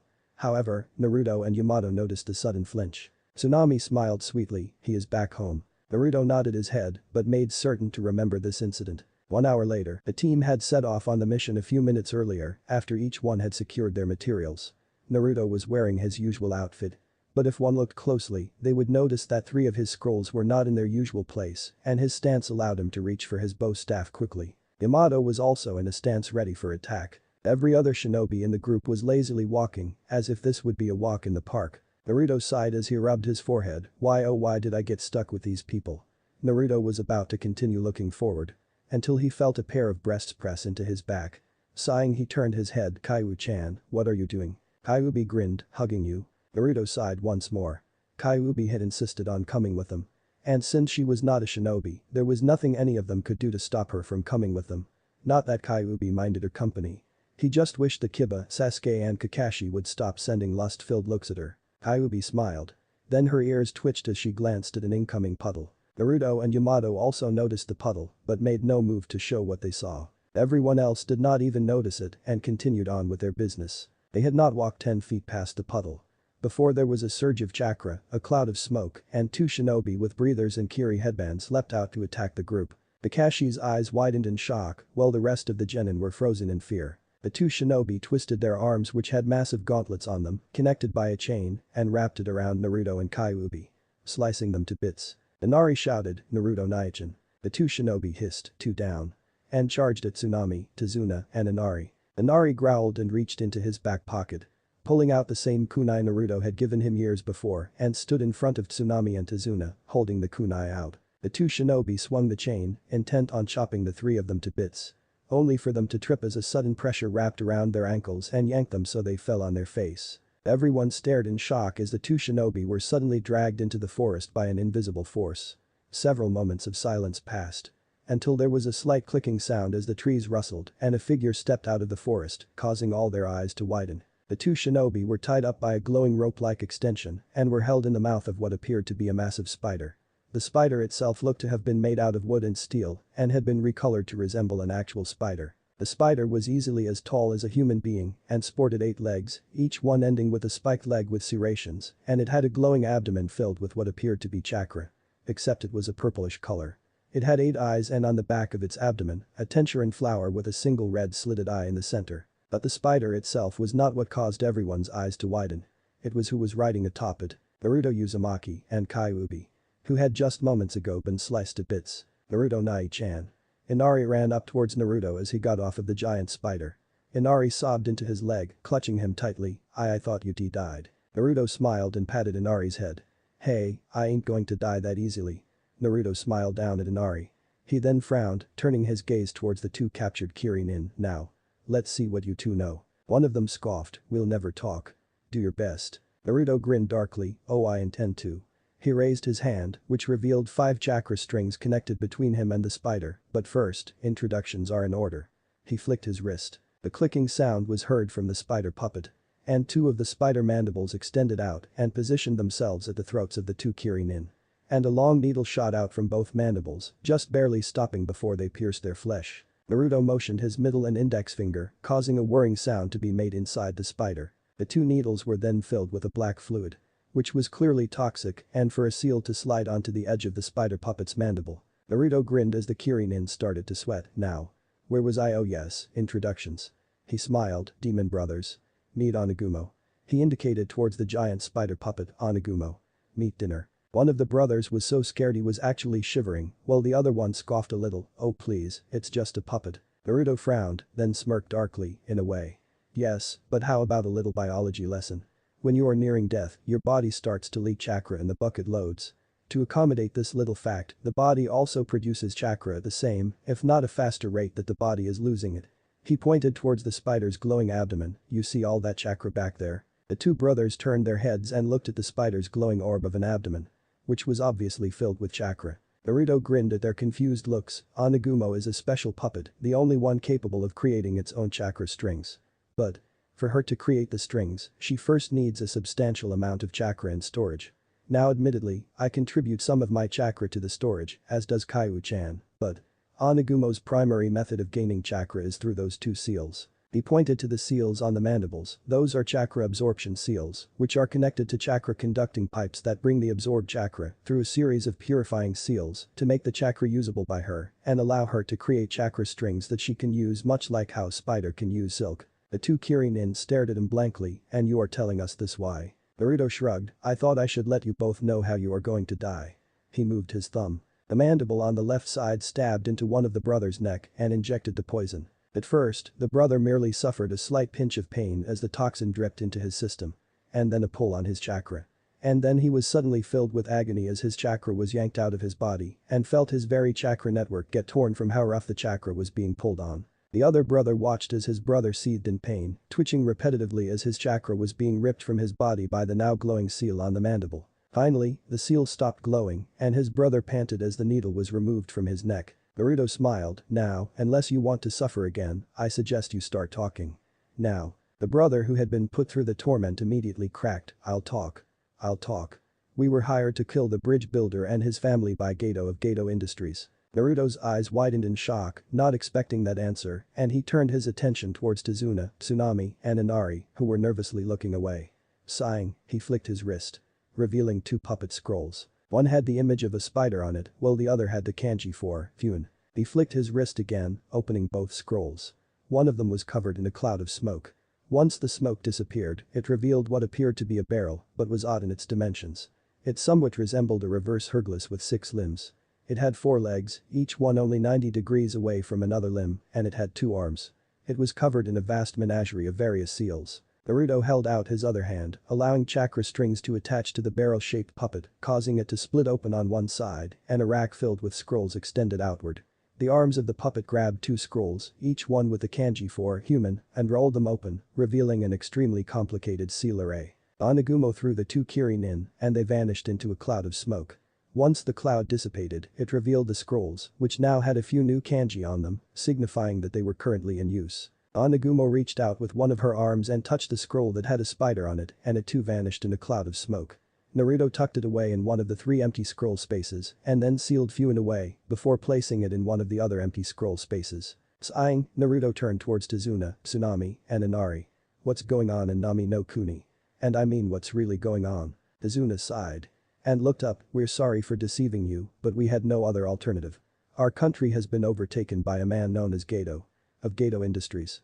On the surface, he sells goods via shipping industry, but beneath the surface, he is a cruel tyrant at the heart of a series of illegal trades. Drugs, human trafficking, weapons, the whole works. Tsunami continued. Our country is so poor that not even our daimyo has that much money anymore. We barely manage to scrounge enough money together from everyone in Nami no Kuni to afford a C-rank mission. Naruto frowned, why hasn't anyone tried to fight? Surely Kaiza could rally the villagers together to stop this man. All 3 of their heads fell. And Inari whimpered out, T2-san. A few tears flowed down his cheeks. Tazuna sighed, Gato knew that Kaiza would be able to rally the villagers together, so before he made it official that he had taken over. He. Tazuna could not hold in his tears and wiped his eyes. Tsunami choked out, they killed Kaiza-kun. In a public execution. Naruto's eyes widened as he processed this information. Kakashi spoke up, since you lied to us about the mission, we will not be completing it. Kakashi turned away and began to walk off, your plight is no longer our concern. I'm not leaving them, Kakashi. Everyone looked towards Naruto, who was standing straight up, glaring intensely at Kakashi. Kakashi narrowed his eyes. Are you disobeying a direct order from your Jonin-sensei Genin? Naruto crossed his arms, that sure as hell is what it looks like. And personally I don't give a shit. If you want to report me to Hokage-sama, then by all means do it. She is more likely to demote you to Genin for leaving me to complete a mission clearly above my station in rank than she is to punish me Haddock. He looked at his 3 old friends. I will not leave them to suffer and die while I can help them. Even if I have to fight all of Gato's army by myself. Yamato smiled at Naruto's nobility. Truly, Naruto's heart was the greatest amongst the group. Kyuubi smiled and stood by Naruto, and since I am not an official shinobi, you can't tell me what to do anyways. She stuck her tongue out and dragged her finger under her eyelid childishly, making raspberry noises. Kakashi was about to try scolding Naruto again. If the dobe is going, then I'm going. I will not be outdone by a clanless orphan. Everyone looked at Sasuke, who had been the one to speak up. Sakura grinned, yeah, Sasuke-kun could take on Gato's army without breaking a sweat.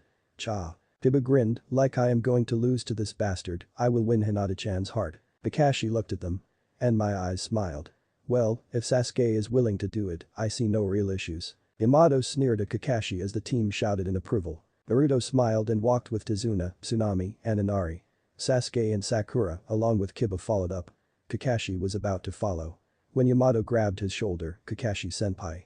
Can I speak to you for a moment? Kakashi smiled, sure, what is it You've? Kakashi doubled over as Yamato struck him full force in the stomach and was yanked up by his hair by a pissed-off Yamato. Yamato sneered, you disgust me. First you pick favorites with your squad, even though you had made damn well sure that Naruto was on your team, you are clearly doing everything you can to stunt his growth. I know it has nothing to do with Kyuubi, as you are smart enough to know that Naruto could never be overtaken by Kyuubi's influence. Now you are willing to send a family to their deaths and allowing a country to fall to ruin to a corporate madman, all because you won't get your pay, and you only agree to help them when Sasuke, a spoiled brat wants to continue the mission. He shoved Kakashi to the ground, mark my words, Kakashi-senpai. Tsunade-sama will hear of this. He walked past Kakashi as he stumbled to get to his feet. Meanwhile, 3 individuals sat in a small room, all of whom were clearly dangerous. The first figure was a large man sitting on a couch, whose face was covered by some sort of cloth, and his slightly spiky hair fell over the rest of his face. He had 2 large sleeves on his arms and had a pair of combat-ready pants. At his side, a large blade, easily the man's size, laid against his seat. The second figure was smaller, about the height of an average teenager. The figure was wearing some sort of battle dress garments, and their hair was in a feminine bow. The last figure stood in the shadows and was rather tall. They had long hair that reached past their shoulders, and they wore what appeared to be a Jonin vest, and he wore some sort of fur-based cloak over his shoulders. The rest of his attire was average. At first glance, the man in the corner snorted, "It's been 3 hours. Your lackeys have failed you." The man sitting on the couch looked up and grabbed his blade, so it would seem. "I guess it's my turn then." He stood up and walked towards the door, followed closely by the figure wearing the battle dress. The man in the shadows spoke up, "Zabuza. Don't go and get yourself killed." Clearly sounding insincere about it. The man now known as Zabuza stopped and looked back, "So says the one whose entire squad was killed. Hunting for a kid." He walked out the door, closing it behind him. The man raised his head as the wind blew back the curtains, allowing the light to enter, revealing his features. The man's skin was pale as death and his eyes were golden and slitted like a snake. The man grinned darkly, "That may be. But I am the one who survived." The light shimmered over his forehead, revealing his slashed Konoha forehead protector. 3 hours later, Naruto and his team walked through a thick mist in Nami no Kuni, all the while watching out for any possible attacks. Naruto suddenly stopped and threw a kunai into the bushes. He walked over to the bush, revealing a snow-white rabbit. Kakashi's eyes smile, "Congratulations Naruto, you managed to save us from a little white rabbit." Naruto frowned at Kakashi. "Did you ever take biology lessons, Kakashi, or do they not teach you that in School of the Dumbuses?" He held up the rabbit, which was still quivering. "This rabbit is pure white, a winter coat, and it is the middle of the summer. Now think about this for a second. Why would a rabbit with a winter coat be here in the middle of the summer?" Kakashi stared at Naruto for a bit. Then his eyes widened in realization, "Substitution." Naruto nodded his head. Then his eyes widened, "Everyone down." He grabbed Tsunami, Tazuna and Inari and brought them down as a gigantic sword flew over their heads and sliced into a tree. Naruto quickly got up and readied himself into a battle stance and looked around. Well. Looks like we got ourselves a fighter." Naruto turned in the direction of the voice to see a man standing on the hilt of the gigantic sword, "But how about we do this the easy way? Just hand over the bridge builder and his family and nobody gets hurt." Naruto flicked his wrist, another scroll flying out of it. "This one having a shield-wielding suit of armor on it, you are going to take them over my cold dead body. Zabuza Mamachi." Zabuza sighed, "You know my name, yet you are still willing to fight." Naruto smirked, "If I can fight, kiss him and go to a standstill. I'm pretty sure I can handle the weakest of the 7 swordsmen." He unrolled the scroll and was covered in a cloud of smoke. Zabuza frowned and waited to see what Naruto would pull, watching as the smoke disappeared. Once the smoke vanished, it revealed an interesting sight. A large puppet, at least 10 feet tall, with Naruto sitting where the chest would be, his arms inside the puppet's arms and his legs inside the puppet's legs. A single wooden armor piece fell over the chest area, which had a single crimson glass orb on it. The arms each sported 3-fingered hands, including the thumb, and both legs were sporting 2 large toes on them. One of the arms reached out, and a large pole made completely out of wood shot out of the ground into its hands. The puppet, with the dexterity of a regular human, spun the pole and stood in a battle stance. Zabuza grinned, "Ah. It's been a while since I fought a puppet user. This ought to be fun." He ripped his blade out of the tree and flew at the giant puppet, swinging his sword down, which was blocked by the puppet's staff. The battle has begun. Thanks for listening. I do hope you enjoy it. Turn on that bell notification. Like, subscribe and comment down below. And also check out the others' videos I have created and enjoyed it. See you guys next video.